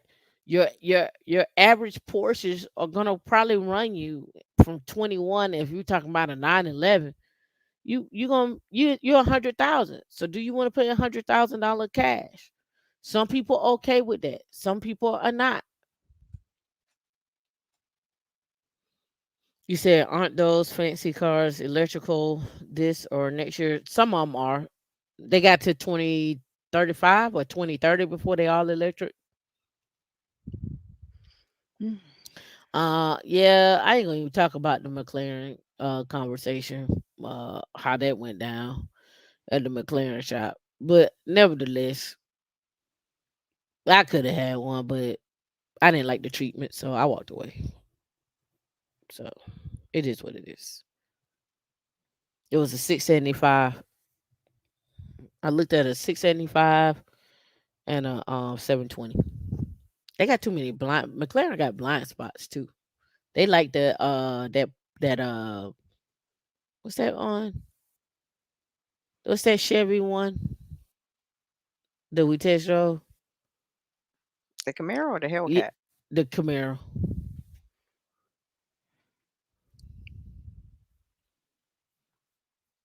Right. Let me see. All right. That R8 had blind spots too. We're gonna talk about the R8. Sewing machine. Shh. It was the Mm. best. And that Taycan turbo, y'all can keep that too. I don't care nothing about that electric car just goes. It does. It trust me, I get it. But I don't want no fake sound. I want it to rumble. I want people to be mad when I drive through. I want it. Just my thoughts. All right, cool. So trends for 2023. This is for levels FYI. The end of year report from 2023 from levels FYI. All right, annual compensation report. View the top paying companies, cities, titles, and other trends. Let's hop down here to the report. All right. So first up, the way it's looking. Let me go here, blow that up just a little bit there. Okay, you can see that. All right. Technical program manager in 2023, at the end of 2023, 222,000. Software engineering manager 308, business analyst 110, hardware engineer 194, sales 170, product manager 206, data scientist 165, product designer 159, and software engineer 175. And then they kind of give the candles here what they look like in these particular ones, so you can go through here and look at it. All these level FYIs crack me up, because where does platform engineering and DevSecOps and site reliability engineer fall? Are they falling on the software engineer? I don't know. Right? I have they caught up with those titles yet? I don't know. All right. So who were the companies that were paying out? Jane Street comes in at 325. Figma out of San Francisco at 240. IMC out of I guess Amsterdam, New Hampshire at 240. Roblox 238, and they all look around to be in the twos here. Plaid, LinkedIn, Databricks, Roblox, IMC. They got other titles that came out of here and so forth. They also did top pay in US, Europe, and the world. Nothing in the southeast was paying, as you can see from the map. Everything was north, uh, greater Boulder, Colorado area. I can confirm. Yes, I can confirm. I can also confirm for these two areas up here. Of course, San Francisco, Los Angeles, and San Diego, right? In Texas, in the Austin area, not in Houston, not in Atlanta, not in North Carolina and Charlotte, DMV, of course, yeah, right, where the money is at, right? So they got it ranked at 250. DMV, San Francisco, Greater Seattle 225, so forth and so on. Boulder, DMV, right? And then the European cities, they got Switzerland, Zurich, I guess Lausanne or Louisiana, Geneva, London, Amsterdam, Copenhagen, and so forth. And it says top international cities. What they're killing. They got Vancouver up there that they were highlighting up here, and then Seoul. All right. It says negotiation and service training. Highest increase from an initial offer someone got was 400K. They improved with equity and a golden parachute. Meta, highest coach tip 35, and then 900 in negotiations. This year we've helped 900 people negotiate their job offers, and over 700 people improve their resumes. 400K uh, increase as a staff engineer at a fintech company. Highest coach tip 3,500. Total comp increases from staff, project, I guess product or project manager. I'm not sure which one it is. I'm assuming this is product. 8% and all the way up, and then mid level, senior, and staff. Right. So that's what they came out with. All right. The number one in demand remote job companies are hiring for. It can pay over 100,000 a year. D, what do you think this is? The number one in demand remote job companies are hiring for, and it can pay over 100,000 a year. Ah. Business development. Mm-mm. The most sought after remote job companies are hiring for isn't in tech, as you might expect. Accountant is the hottest work from home job on the market right now. Wow. You know what's so crazy about it being an accountant? Accounting is on my study list for this year. They make the most millionaires. It's on my list for this year. Accountants claim the top spot in FlexJobs annual rankings of the top remote jobs in the US, thanks to increasing demand for these skilled professionals across several industries: finance, health, care, and government. I said to you before, the CIA, FBI, and all of them are looking for forensics accountants. Get with you some forensic accountants.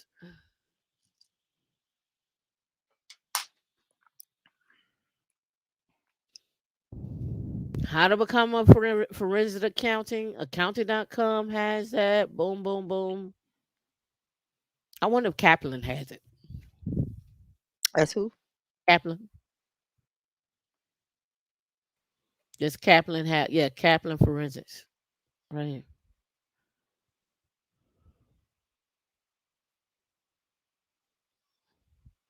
I just wonder if Kaplan, not him, that's his personal stuff. I wonder if they had a class.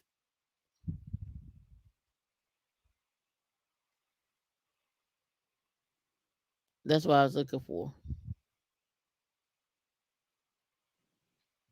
It's the UK, but I guess they got something. I probably have to go back and look.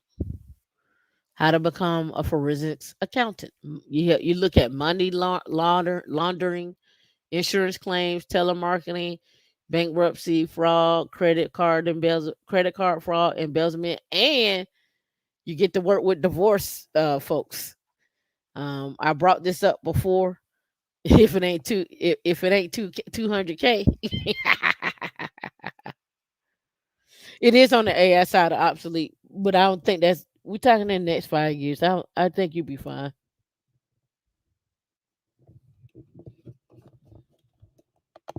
But you can learn how to use tools that accountants use that are AI based, like NetSuite.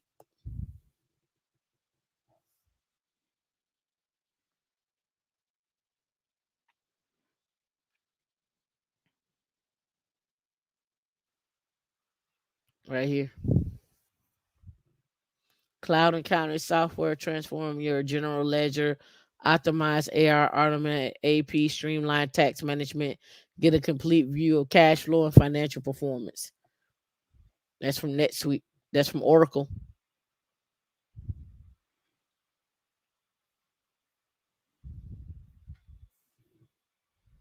That's using AI.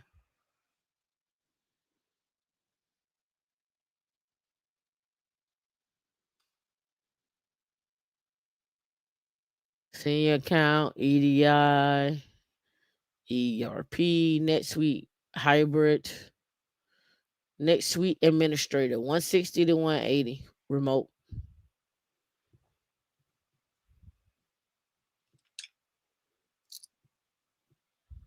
Right? And that's now NetSuite modules, including but not limited to financial, supply chain, and manufacturing. All right, accounting. I know you want this one right here. Most in-demand AI job of 2023 can pay over 200,000. Offers remote opportunities. nearly 1 year since ChatGPT was introduced to the world, blah blah blah. Turn to AI, while the number of AI postings, I hate when it does that. Postings ZipRecruiter has fallen from, saw it was blah blah blah 2022. In the last 6 months, it was the most advertised AI job on Indeed. Data scientist is the hottest AI job on the market right now. And this is older because I reported on this. This is November the 2nd of 2023 when this came out. Okay. All right. I had looked this up, but I'll come back to that. All right. So the next set of stuff we're going to look at, one thing before we look into Linux stuff. One thing. Hold on. Before we look at the next Linux stuff. One thing. Let me get it out.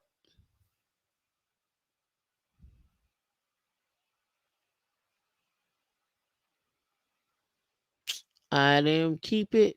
That's awesome.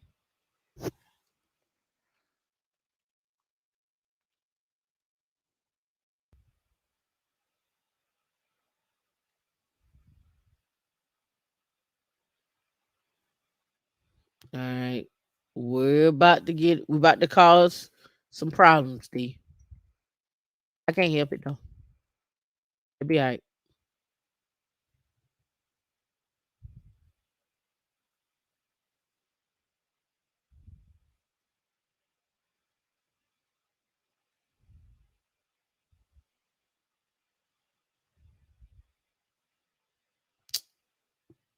All right, let's go.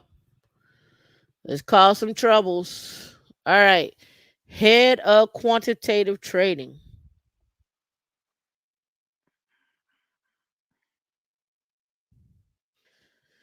Salary 300,000 to 700,000 plus performance based bonus.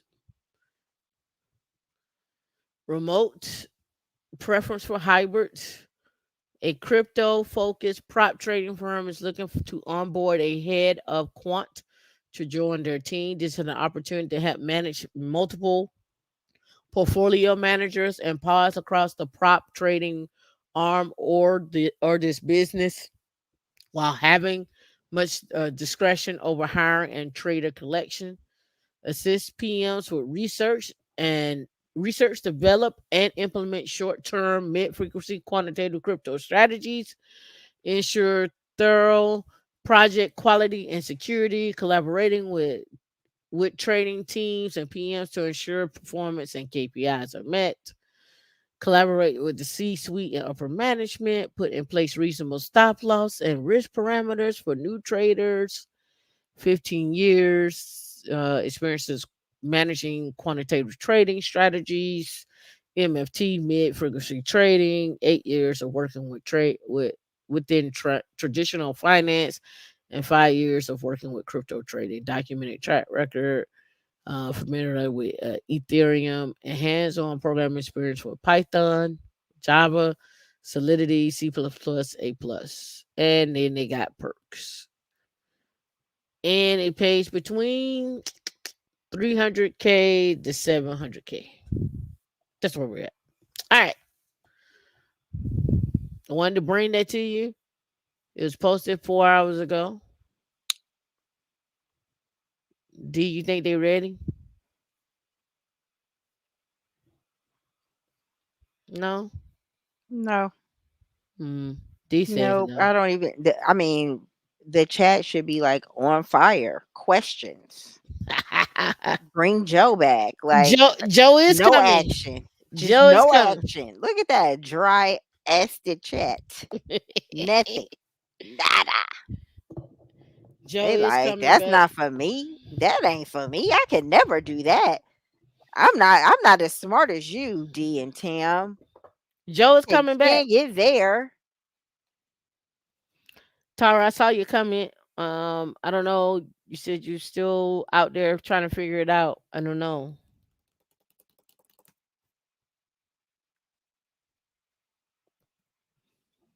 All right, let me ask this question. Should women in Linux offer a white glove treatment? And when I say a white glove treatment, meaning study every day for RCSA, RCE, Kubernetes, leadership principles, and a few other things for 6 months. Should it be a white glove treatment? Only taking in 8 people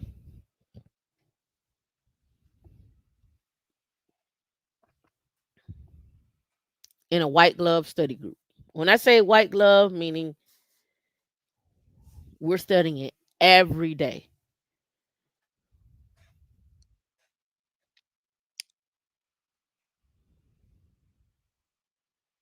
See, every day. You say when we will meet every day. Every day, 8 o'clock Eastern time.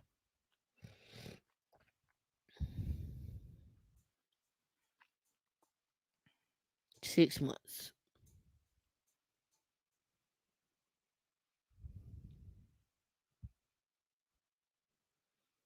I call that the white glove treatment. Meaning it would be every day. Here's what you're gonna study. Here's what we're gonna do.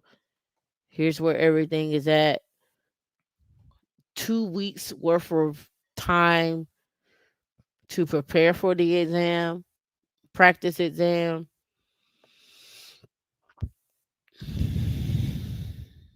D, what do you think?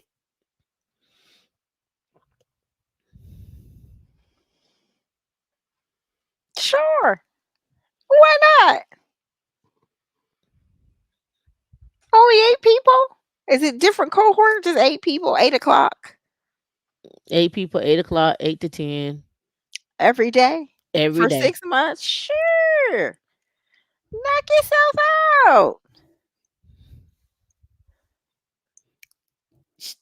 Yeah, How long in the eight. evening? 8 to what? 8 to 10? Mm-hmm. Okay. And how many classes can they It's just miss in that 6 months period? I don't know yet. Why y'all laughing at me? Sure. Yeah, cause D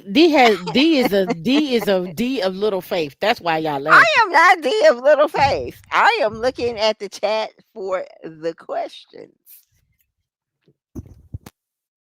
It's the way you say it. What? Sure. Absolutely.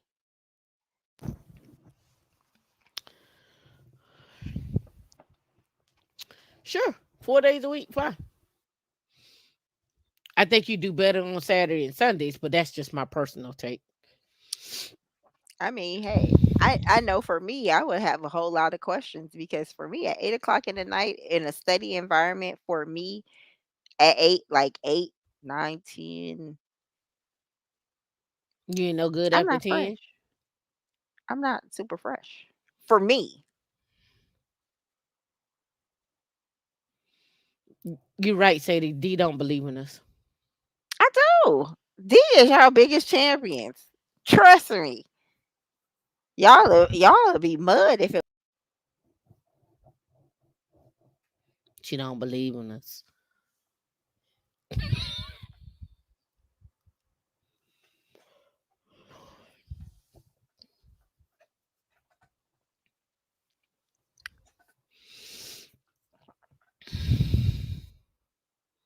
You know, you always got that one friend.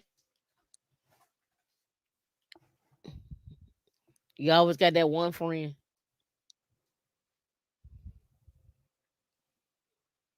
You always got that one friend that you just be like, I can't stand them.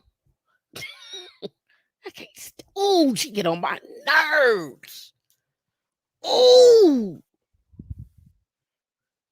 it's that Telling one y'all. friend. Y'all be on the chopping block. I'll be saving y'all. I'll be your lifeline. Think it's me if you want to. We're still in this course Monday to Wednesday, 7 to 9. We're in it 2 months, and then I have a Python course for another 8 weeks, but I'm definitely down.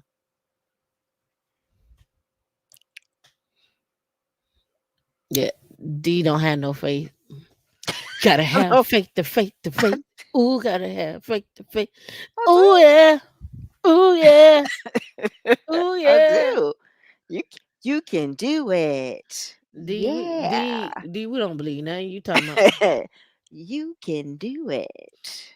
All right. I I believe it. I believe it. If you believe it, you can achieve it. paying my tech Ah, guys. Sadie appreciate it. peptides. Sadie believes in us. Hey, you can do Jerome, it. Jerome, we can do every day. The issue is can everybody else do every day? I don't have that problem. I don't have that Yeah. problem. I'll be there every Yeah. day at 8 o'clock. D get mad with me because I be like, let's do the live. Let's go live. She be like, can we get a break? We need to recoup. We need a break. I'm a lie? Yes, you're No, I'm not. telling fairy tales and fallacies. What? No way. Yes, you What would are. be You be one qualification? overextendo clip. That's what you be overextended. You have a whole plan and be like, you know, I think lives is like like procrastination, but like it's a good thing because it kills like two words in one stone. But you be having stuff to do. I do. I got stuff to do She now. be having she act like she don't have nothing to do. She But got it's not about it's see, okay, see what you fail to realize is the lives and the training keep me accountable for learning. And when I say that meaning like it helped me, oh, what's the latest and greatest? I totally understand Let me that. go prep before the That has class. never been an issue. Yeah. We've already Yeah. that was from day one. We That was see from day Natasha, you one. know the only problem with doing every other day. You know what the issue is? When you listen, this is what I have found. When you start doing every other day and give people a break, mm, In other words, her foot is gonna be on your neck. yeah, So play with it if you want to. D just has to be honest with you all because Tam's gonna pretend like it's me, but pretend like it's you what? I don't want y'all to win. Y'all need to ask some more questions about this training every day for 6 months. Y'all don't have enough questions. We just brainstorming. I know. They still don't have enough questions for the We brainstorming. just brainstorming.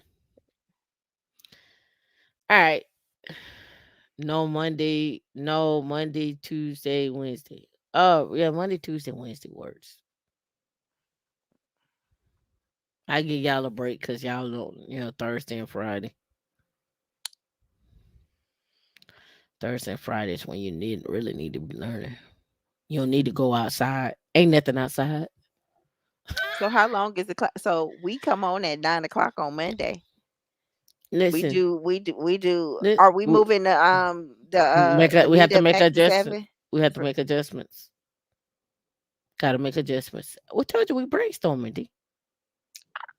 I can't add to the dialogue. No,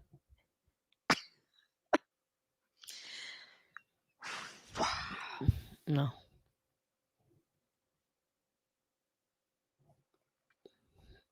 You're just adding other confusion and frustration.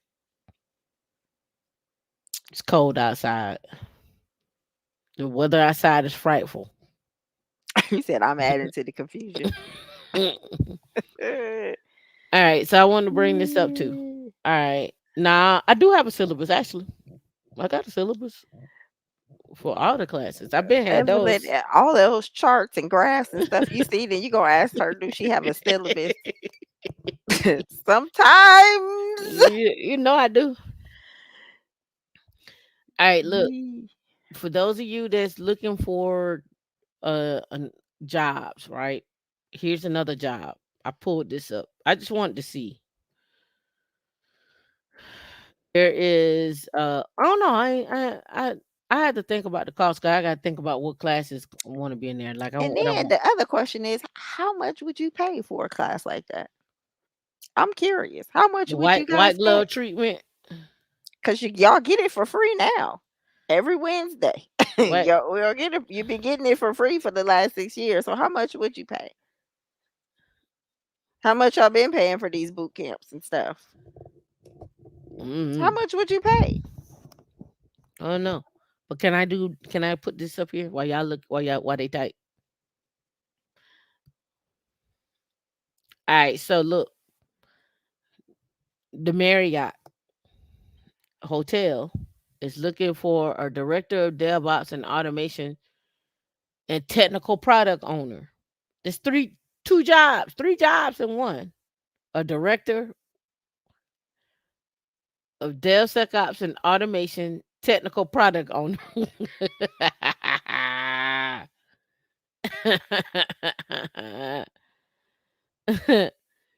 Right? Mm, Jerome, D. I'm D. listening. I know you talking. I'm listening. I said it out loud. I said Jerome out Yes, you loud. did. You did. I did. All I right. did. My bad. I'm listening. All right. The director of DevSecOps and automation will be the technical product owner responsible for engineering, design, delivery, and operations to deploy and scale solutions for secure cloud infrastructure provisioning, service mesh, and CI/CD pipelines. This person will work with key stakeholders to define the architecture roadmap and go-to-market plan, orchestrates processes across teams, and transforms how work is done through driving agile automation deliverables. And anybody that was been with me and I talked about safe and scaled agile, you know what I'm talking about.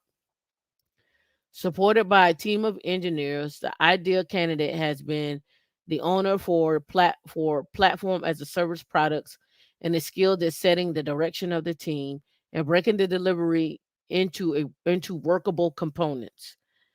So then remember the workable components. I've talked about this on Wednesday. We'll be doing Jira tickets and I'll talk about your agile, your arts, your RTE, your system engineer, and so forth. And we're gonna break up into some tickets. But again, it says here we're transforming the way technology is being managed at Marriott. Automation, DevSecOps, and long-term product iteration will be the new standards as we seek to enable rapid iteration, speed to market, and proactive security and operations. Right. So, candidate undergraduate degree in engineering and computer science, experience in leading the delivery of DevSecOps products, including service mesh and secure infrastructure automation. You should automatically hear Kubernetes as well too. The certificate will be from Red Hat, by the way. Experience in rollout of service mesh technology such as Istio and Console Connect, Kubernetes, Hashi. This should be familiar to you. All right. Expertise in Terraform and secure infrastructure provisioning. Right. Kanban, Agile. This should be familiar to you. Those that been to the meetup, this right here should be like, oh Tam, talk about this all the time. This you should know about this. All right. So what's the salaries looking like? Let me blow that up. How many of y'all will go work for would you go work for Marriott? All right, in Colorado, it's from 110 to 222, California 115 to 245, Hawaii 133 to 245, New York from 110 to 245, Washington State 110 to 245. You earn 0.046 PTO balance for every hour work and eligible to receive a minimum of 7 holidays annually. You get medical, dental, vision, healthcare, flexible spending account, life insurance, disability, accident insurance, adoption expense reimbursements, paid parental leave, educational assistance, 401k, stock purchase plan, discounts at Marriott properties, commuter benefits, employee assistance plan, and childcare discounts. Benefits are subject to conditions and so forth. Right? Would you go work at Marriott? Would you go work at Marriott?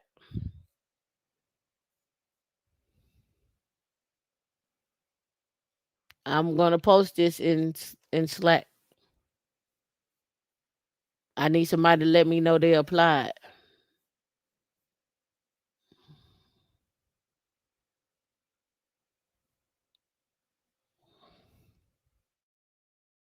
The job has been posted.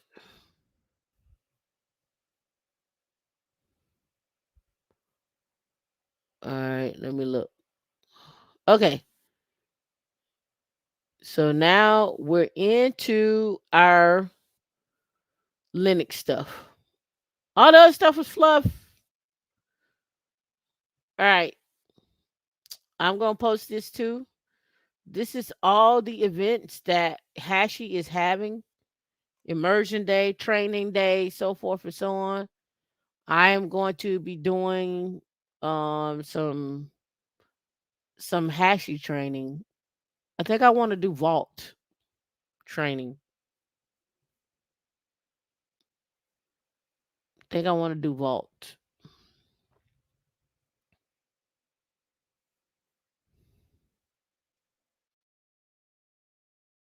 All right, that's been posted.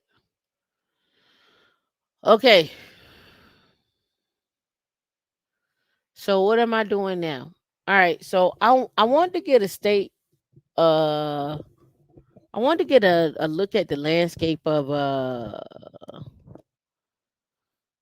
where everything was at. I'll come back to the boot camp in a minute of where Linux is at.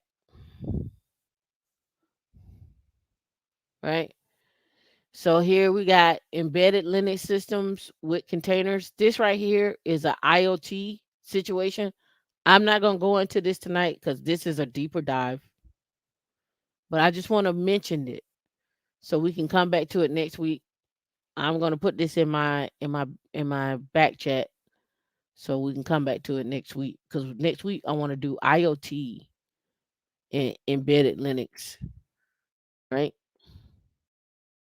Next up is we're gonna review how Porsche does DevOps. Porsche the car, how Porsche does DevOps, right? How they use GitLab, right? We'll put that up next week. This is from 2019. And then here are 6 predictions for Linux and open source in 2024. I'm going to read through this real quick and then we're almost out of here. The rise of open source AI. We got Mozilla kicking off in 2023, ChatGPT, Copilot, that kind of stuff, right? More games for Linux in 2024. Immutable Linux distro. I think Keep It Techie talked about this. Um, the introduction of Risk V servers. The United States is escalating their AI chip warfare with China, and we may say risk powered servers being one of the hot takes of 2024 as the country scrambles to become more independent in the field of chip manufacturing. And UI and UX on the Linux distros, like better interface, better GUI, and so forth, right? So that's some predictions from 2024.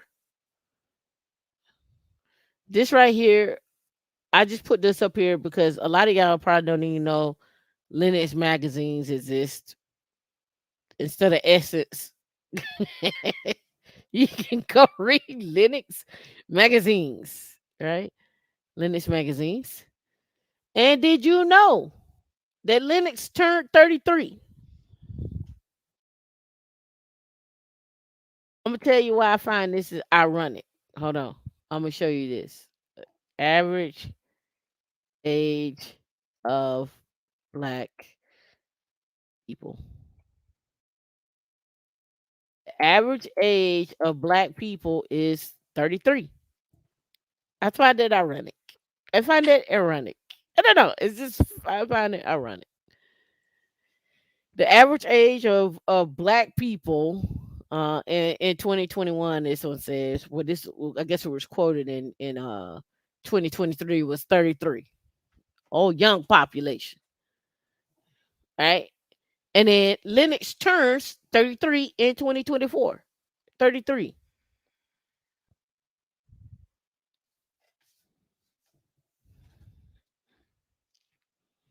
I just found it interesting, It's very interesting. right? So Lennox is somebody's could I guess Lennox could Lennox be somebody's granddaddy? Mm-mm. But Lennox could be somebody's uncle. If Lennox was somebody's granddaddy, it is fast. That is a loose granddaddy. But he could definitely be a son and a great uncle. Be a son and a great uncle. He could be a son, a great uncle, and he definitely could be a husband. He could be a daddy too. He could be a daddy. Yeah, he could definitely be a daddy. Yeah. But I mean, 33, yes, that's still pretty young. I mean, unless it was like in the 1800s, he'd be like, he could probably be a great granddaddy. Jerome say you got 30-year-old grandmamas. Why not? Ooh, who's 30 with Who is a a grandma? 30-year-old grandma? Now, my grandmother was a young grandmother, and I think she was like 38, the max. Like 30. Yikes. That is, that is, dude, that's color purple. That is not nice. Mm. And it says here, Lennox Turbo just turned 55, and the Free Software Foundation celebrated its 40th anniversary of the GNU operating system this last September, and the launch of free software movement. And they talked about why Linux is so successful, the different distributions, supercomputing, and happy 33. So Linux turned 33. Woohoo. All right. There's a ML Ops features in GitLab DevSecOps platform. It's a live Q&A on January the 18th. Y'all may want to check that out. I am going to post that in the events in Slack. You can go there and sign up if you want to. And I'm trying to get to conference and events. And last but not least, hello Intel, IFS, and Meteor Lake, and goodbye Itanium. Linux 6.7. 2024 is off to a roaring start. The Linux 6.7 kernel is the first kernel release of 2024, and follows the Linux 6.6 that debuted in 2023. The Linux kernel serves as the fundamental block with the broader Linux operating systems from vendors from Red Hat, SUSE, and Canonical, offer commercially supported Linux distributions and so forth. Now, when they talk about that, they're talking about kernel.org. If you went over here to kernel.org, here is the latest and greatest mainline and then stable right here of the Linux kernel. You can download these kernels, install them on your system, recompile them for whatever you need, and you'll have the latest and greatest kernel with your OS and so forth. So the latest and greatest drivers. And they also talk about, what the differences is. Like you can come through here and get the differences of each one, of each kernel and so forth and so on. So before you go install, go look and see what the diffs are or whatnot. These are actual literally this. You probably want a summary of the diffs. Right here. Linus Torvald merging and putting stuff in. He's still writing code, putting stuff in, and so forth, right? So you can download the latest and greatest kernel and load this up onto your Linux operating system and play with it and see what you get. And but before you do, you need to read the release notes to see what's the latest and greatest in it and what are they doing different. And does this kernel support your actual GPU, CPU, and so forth. Indeed, that's it.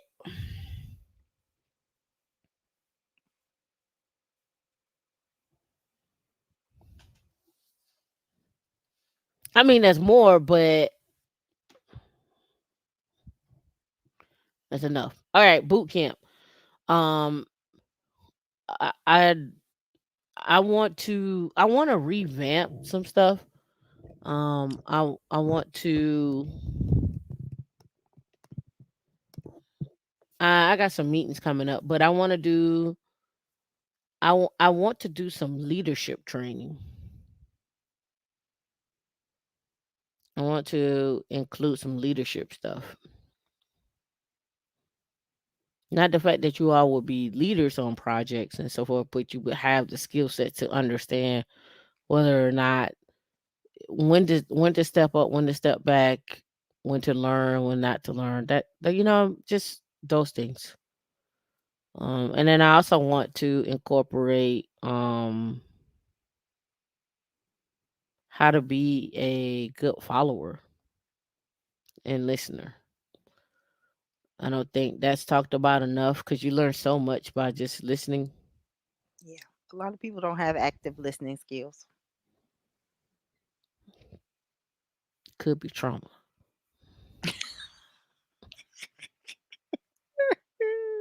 It's trauma. CPTSD, trauma, Mm, ADHD. Like people be having stuff. Spectrum. I'm Do you? looking. I'm Mhm. just going through the chat to see what y'all said about the white glove treatment. They want to pay $2.50 for 6 months of training. I get it. So would I. Mm. So let's aim for when this month is gone. Let's come up with something for next month, and D could put. I'll work with you, D, to put together like prereqs. Like I think if you're gonna start this, you should at least know what Terraform is. You should at least know what you should have at least taken the 024 class, right? I think there's some prereqs that people should have done before they sign up. And it's not getting your security plus. That don't do nothing for me. Mm. It don't do nothing for me. Not that it's the security plus is bad, but it don't move the needle when we're talking about where people need to be.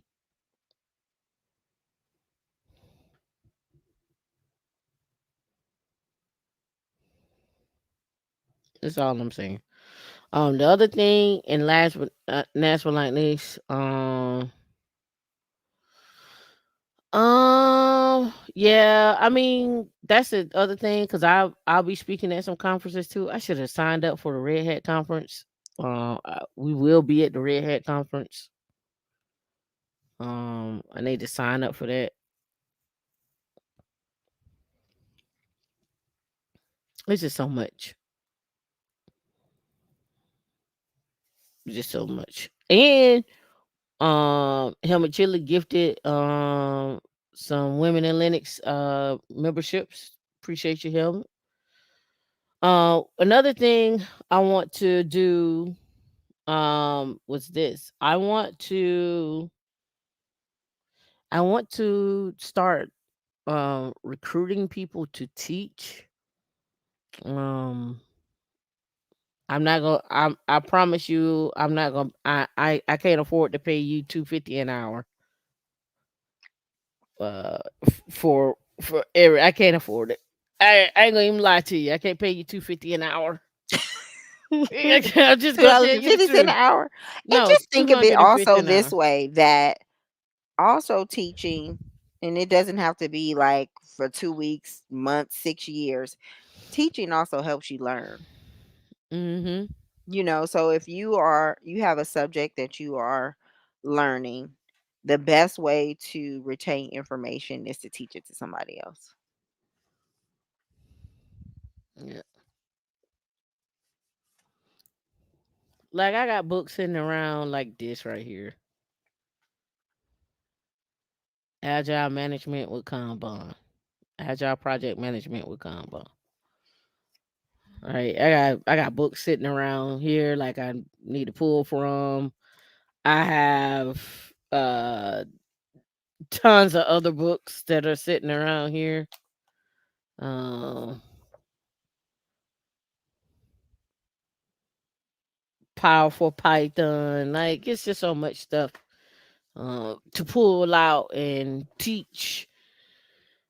Rust. I need to get the Rust class going as well too. Um yeah. Sadie, you should go since you're an accelerator.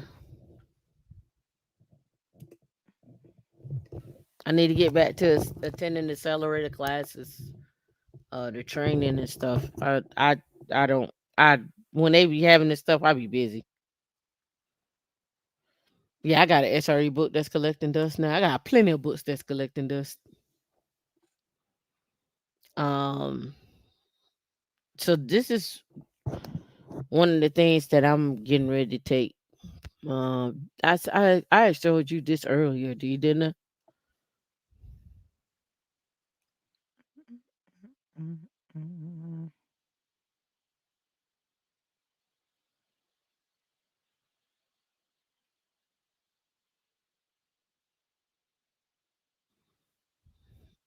Yeah. Enterprise architect, but they have a course on for it. So when you look at this, you have to understand what's the single system, across systems, and then across value streams. And this lets you know, like, so solution architect for safe, right? And then each one has their own description here, right? But if you keep scrolling down, mm, mm, mm, they have training.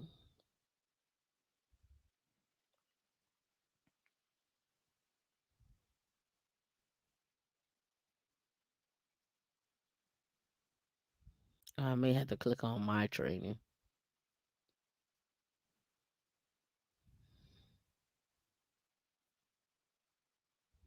Mm, mm, mm, mm.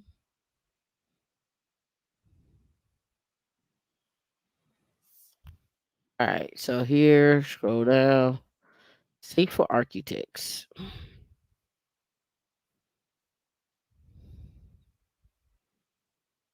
right? Architecting for continuous value flow with safe architects play a key role in the trio of leaders, which is your RTE, your product owner, and the enterprise architect, including product managers and release train engineer RTE. These people work together to deliver and guide agile release trains to enable continuous value flow. So they got a course coming up that I want to take. Right. So what do you get out of it? And I think everybody needs to take a safe class. You can do this on Udemy or something like that. But if you want to get certified, I would go through safe. How to develop and communicate architectural vision, how to develop solution vision, intent, and roadmaps, how to prepare and deliver software effectively and continuously, how to lead and coach architects and team members during PI increment planning and execution, Here's the coursework, so forth, so on, virtual, blah blah blah blah. That's what I was looking at. And then because I'm always about um I'm always about getting my stuff together. So here is right here, Safe Coaches Handbook, right? And you can look at the table of contents here. Let me look.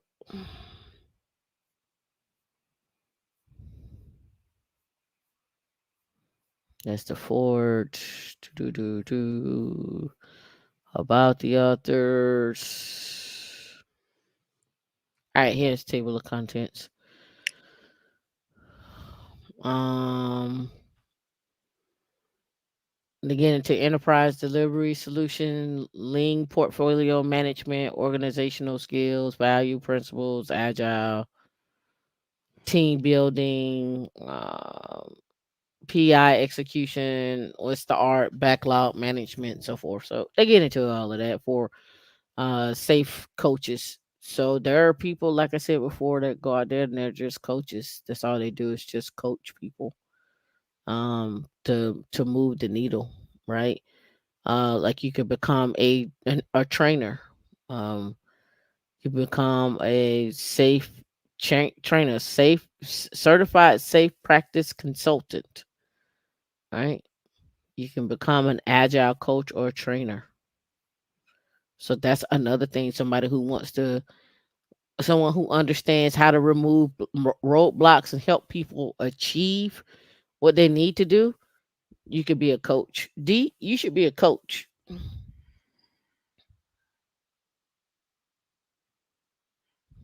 And why should I be a coach? Um, because there's a difference in coaching and mentoring. Coaching is like help somebody weigh their options, and then once you help them weigh their options, it's up to them to make the decision. And why is that good for me? Because you like doing stuff like that.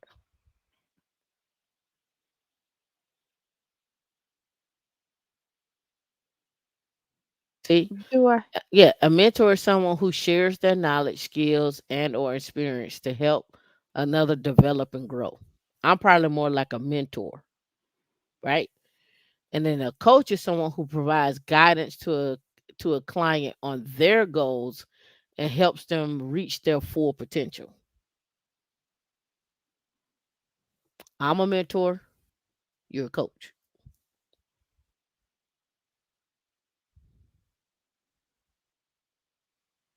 Does that make sense? I guess. Do you see yourself as a mentor or as a coach? Depends on the individual. What do you feel most comfortable in? Depends on the individual. No, what do you feel most comfortable in? Not It what. it it depends on the individual. No, Like, lead them out. Lead them out. Like, what do you feel comfortable doing? it don't matter to me. So, would you want to be a I mentor? am a vessel.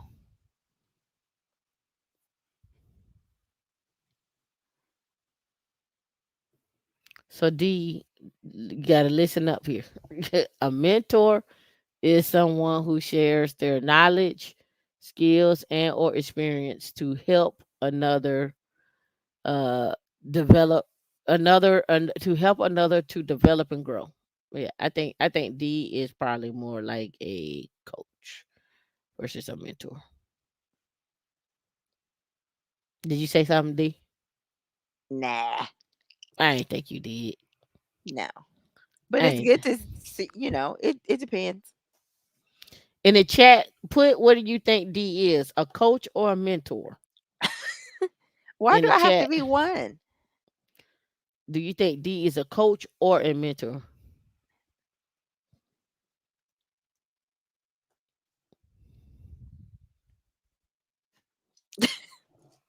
She been mean to me.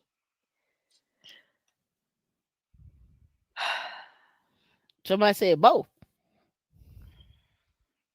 Depends on the circumstance. It's one or the other. You can't you don't have to be one or the other. Depends on circumstance. In this circumstance, it's one or the other. See, everybody's leaning towards coach. You can do it. It's time for you to go to bed. No, I'm hungry. Hungry. I need a little snack. It's all late. We've been on here for almost 3 hours. But D, I think you should. I think you should learn more about coaching because you have big visions, right? So, okay, yeah, you do. I have big visions, but Yes, Jenkins, we are up. Jenkins, we're up. I have big visions, right? Uh-huh. Yes. Yes. And then you be like, well, how is this gonna work? I'm like, girl, shut up. Ain't nobody ask you all that. Ain't nobody ask you all that. Just go with what I'm going with right now. Don't be a buzz killer all your life. Okay? I'm All your just doing life. it for the cold crush. You know. Screw the cold crush. They should have negotiated Just better. doing it for the cold crush. Like, Screw the cold crush. I'm trying to They make should it happen. they I'm should have trying to make it negotiated happen. better. How we gonna make this happen? See, that's what I'm saying. That's what I'm saying. I had a vision, right?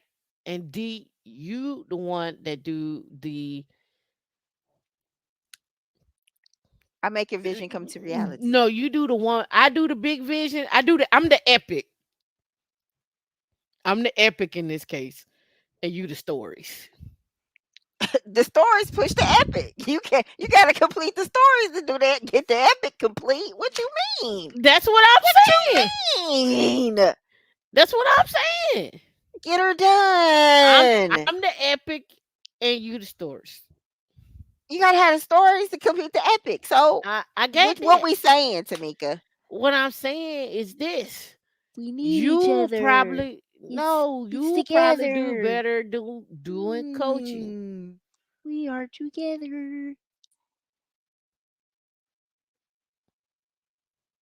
I'm hungry.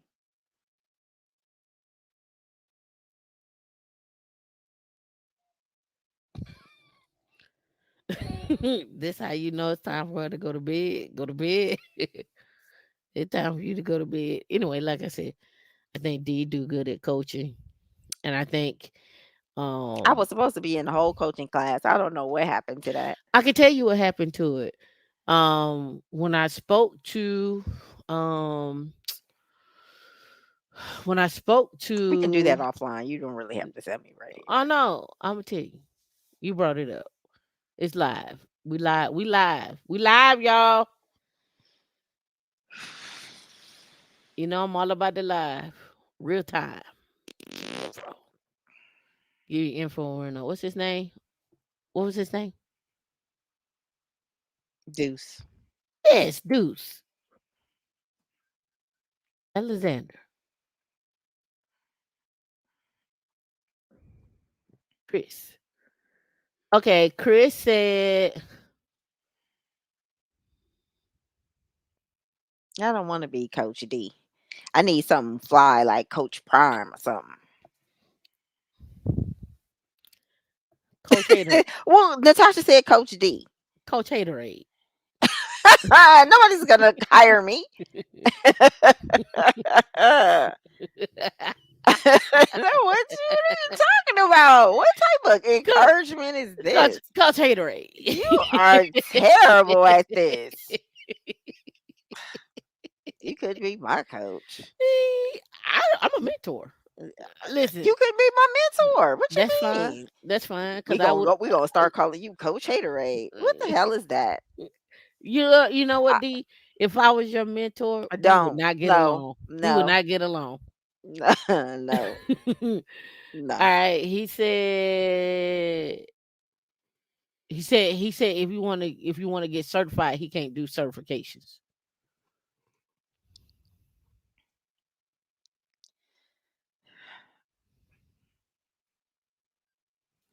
I just want 2 names. I don't want 3 names. You gotta come up with Coach something, not 3 names. Haterade. I got too many syllables. Coach Hater. I got too many syllables. That had too many syllables. Anyway, is this our first Howie Lennox of 2024? Yes. Well, welcome. We did it. Did we? Yeah. Howie Lennox 2024. I hope y'all got good information. Again, if you want to go out and get those cars, and listen, I'm not gonna tell you not to get them because I got them. but at Parking the lot. same, but at the same token, haterade, Coach Haterade over there. What you mean? coach, Not coach, me. I'm just giving the folks a visual. Parking lot. coach, coach Haterade. Um, Absolutely not. yeah, yes, yes, yes, yes. I'm a Uh, motivator, uh, resourceful. I'm a uh, multiplier. That's what I oh, am. it's static coming in my ear. Hold on. It should be. It's that you lucky you wired up. Yeah. So if you want to go get the cars, if you want to go on the trips, if you want to have 2.5 million for retirement, if you want to have 5 million for retirement, if you want to buy your mom's house, if you want to um go on that that cruise where you take all your friends and your family and all your friends and family, it could be one or two, it could be five or six, whatever the case may be. Whatever that dream is for you, I know through tech you can do it. I also know in order to get there, you're gonna have to think of the long term growth, the steady growth, the put your money up type of situation. And I'm not saying that you put all your money into a 401k because you're limited there anyway. But I am saying is you are gonna have to use your skills to make the money that you want. Y'all can go be entrepreneurs. That's fine. I'm cool with that too. You can use your tech skills and be consultants. It's a million and one ways you could work your brain to make you some money, right? But at the end of the day, if you do all of this to end up at 60 and you broke and you don't have no money saved up and you don't have anything and me and D was looking at a lady last night. Now granted she's never been in tech, but she's 67 years old. She's $20,000 in debt and she makes $1,800 a month and she lives with somebody and she pays $400 a month in rent and she don't have no money for retirement. She's 67. She can she go skill up? Sure. She can learn her some cobalt, maybe, or she might Sure. just be washing up at the spigot. Right. So Peter Investor, appreciate your $5 super chat. What I'm simply saying to you is this. I don't come on here to tell you about investing in stocks and 401ks and aristocrats and kings and dividends and how to look like I'm gonna do a prospectus talk. D's gonna have to D's supposed to get that together so we could do a prospectus talk. So that you can Oh, look at that's for the earners yeah, so we can next start Sunday, look at earnings reports. or we can do it Um, on Saturday. What do you guys prefer, Saturday or Sunday for the come on, earners? Saturday, you want it Saturday after the live, so we can just kind of go in through it because you'll be on momentum from the other show. mm-mm, Did you say no to a show? mm. No, it's night time. No, the reason why I said no to Saturday is because usually when I get done, I need to read. I need to read. and organize my thoughts and put it together and walk through it, right? So, um, Mhm, mhm, looking mhm. at the earnings report, looking at a prospectus, um, I need to. We should have been gotten together and did a K1 and went through a K1. We haven't done that. We need to do that. Monday is no. We'll probably do Sunday. Probably this Sunday Monday, we early. already have a show. This is Monday tonight, so Yeah, and then we might do Sunday. I don't know. Yeah, yeah, Sunday's good because then I can do the Rust class too. I can roll right out of do the Rust class, do an hour on Rust, and then roll right into that. That's fine. But the it at the end of the day is getting y'all to where you want to be. Um, I think the average for Black women is 2.5 million for retirement. That's going to increase probably to like more like 5 million. I know Earn Your Leisure said 10 million. But the question is, if you're not gonna go after getting the money, and you're not gonna put away the way you should, where you're putting 25% of your salary or 30% of your salary up, and your money is working for you, then what are you doing? Um, and another reason why I brought on the court thing is because some of y'all like to put on the cape. You like to put on the cape, men and women both. I think women probably more guilty than the men.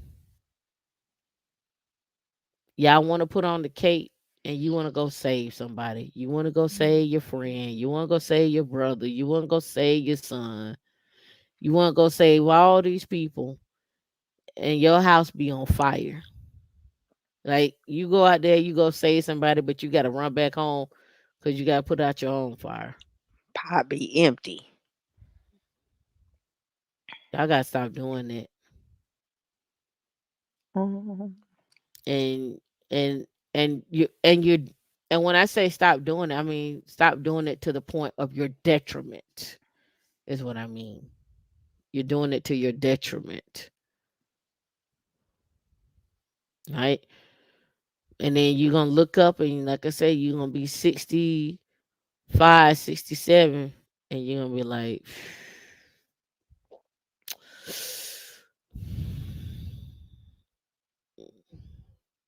Tammy D told me about this. I'm at the spigot. Now I'm washing up in a container.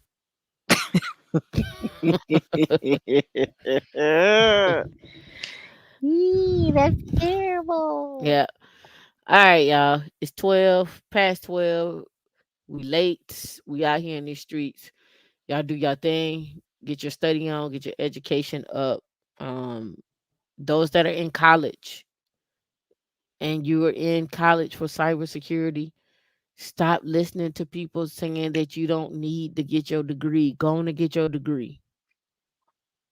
Just don't go $100,000 in debt to do it.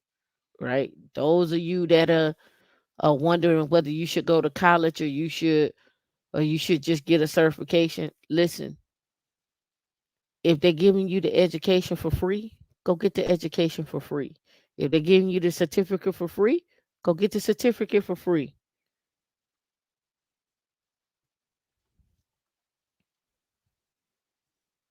Thank you, Mike. Stop listening to people telling you that, yo, you don't need X, Y, and Z. Listen, some of these jobs, when you get to the top, they filter just like this. Let me tell you. They filter just like this. They be like,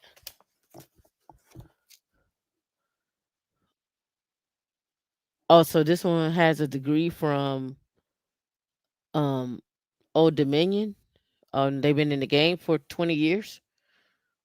This one doesn't have a degree at all. Just a lot of experience. What's their track record like? I'm gonna go with this person from Old Dominion. Yeah, right. Rule of thumb for men. This is a rule of thumb. These are stats. You all can go look this up. This ain't just men and women. This is gonna be men and women and stats. Just bear with me. Men who have degrees earn 1.5 million more than men who do not have degrees over a lifetime. Women who have degrees earn, I think it was like 850,000 to $900,000 more than women who do not have degrees. Rule of thumb: people who tend to have degrees tend to get married and stay married than people who do not have degrees.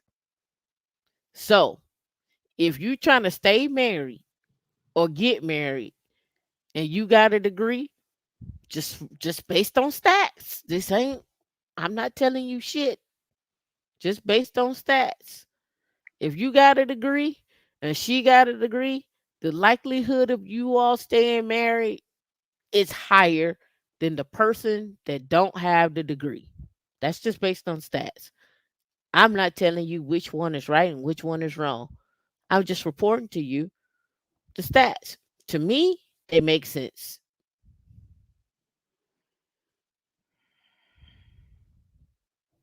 They make sense to me. I get it, but they make sense to me. I don't know how many ways I could tell you this, but the likelihood of you being with a degree and you meeting somebody who can't read and write and think y'all gonna get together and it's gonna be a happy time. I ain't seen it. I'm just telling you what the stats say. If he can't read the menu, uh, if he Li- can't add the tip, Listen, uh, here's and this one I'm gonna leave off with. This one I'm gonna leave off with. You cannot create ambition in people that don't want it for themselves. So if you go into the relationship with ambition and the other person don't have ambition and y'all been together 5 years and they still ain't got it, they ain't go get it. You the fool.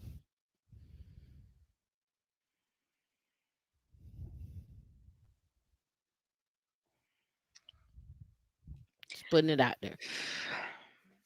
So stop trying to create ambition in people that don't want it. You trying to spark a flame in somebody in there.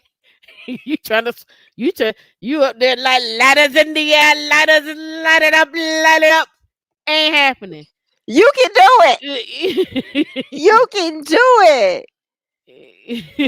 You just gotta do A, B, C, quarter out to three. You can do it. You can. No, they can't. No, they can't. They don't want Mm-mm. it. Mm-mm. No, you don't want nobody that's gonna regret you for making them push. Listen, I just, I'm just you telling just, you what the stats say, and I read the stats all the time. Do you oh, tell you I go and read stats every day on different stuff? I just go read them because I hear stuff and I be like, "Well, what's the stats say?" The stats say if if if a man and a woman both have a degree, 9 times out of 10, the marriage will work itself out. Why? Because I've seen it and I've heard it before. Listen, don't come to me with that. Oh, just because you think you got your degree, that means you smarter than me. No, I don't. I it don't think makes a I'm. Sm- difference though. It Yeah, does. I don't think I'm smarter Trust than you. me. I, Trust D and T. I I'm don't think trying to tell you. I don't think I'm smarter than you. I'm just saying that maybe we should try this because of X, Y, and Z. Well, I've been doing entrepreneurship longer than you. You ain't what? Well, you ain't been successful, and so Maybe we You should think try your something wife different. is smarter than me? You be whoa, Hey, I'm whoa. just telling you, not from my own personal thing. I'm telling you that what I've seen in other people and Oh, how, mine's personal. yeah, yeah. I'm telling you, no, no, no, no. I'm telling you for how Mm. I, as a woman, have listened to men talk about their spouses, and as women who didn't have degrees talked about their husbands as well. So I've seen it on both sides. When those degrees start, when the arguments start coming up, them degree conversations start happening, and people start resenting stuff like, I think I did good without my degree, and I did this and I did that, and just because he got a degree, or just because she got, them chambers be firing up. So all I'm simply saying is, if you're gonna get out here and get all these certs and these degrees and the jobs I'm telling y'all about are creating y'all to be multimillionaires, why the hell would you not want to be with someone who gonna help protect your assets and understand money? I don't get it. I don't want nobody that I gotta teach 2 plus 2 is 4. I don't want nobody, if I say that's the median, or that's the mean or the mode, they be like, you always talking about that math shit. Wait a minute. I don't want that. There you go planning again. You just so smart. I don't want that. I don't want nobody mad with me because I can read a report, or I know how to read stuff about stocks, right? Or earnings report or something. I don't want you mad at me because of that. I want you to sit down with me and be like, babe, look, today I read about Apple and they did X, Y, and Z. Oh, for real, for real?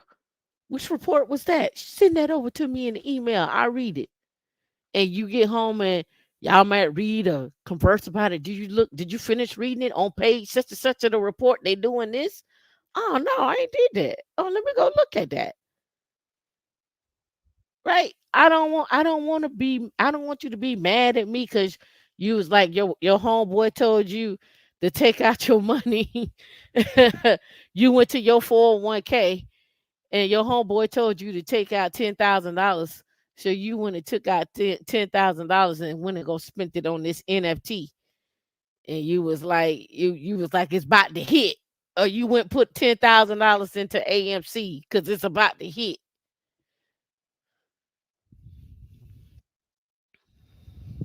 I don't want it.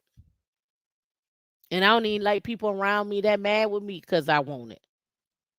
Why you mad with me because I want it? Wait, don't you think you got enough money? No.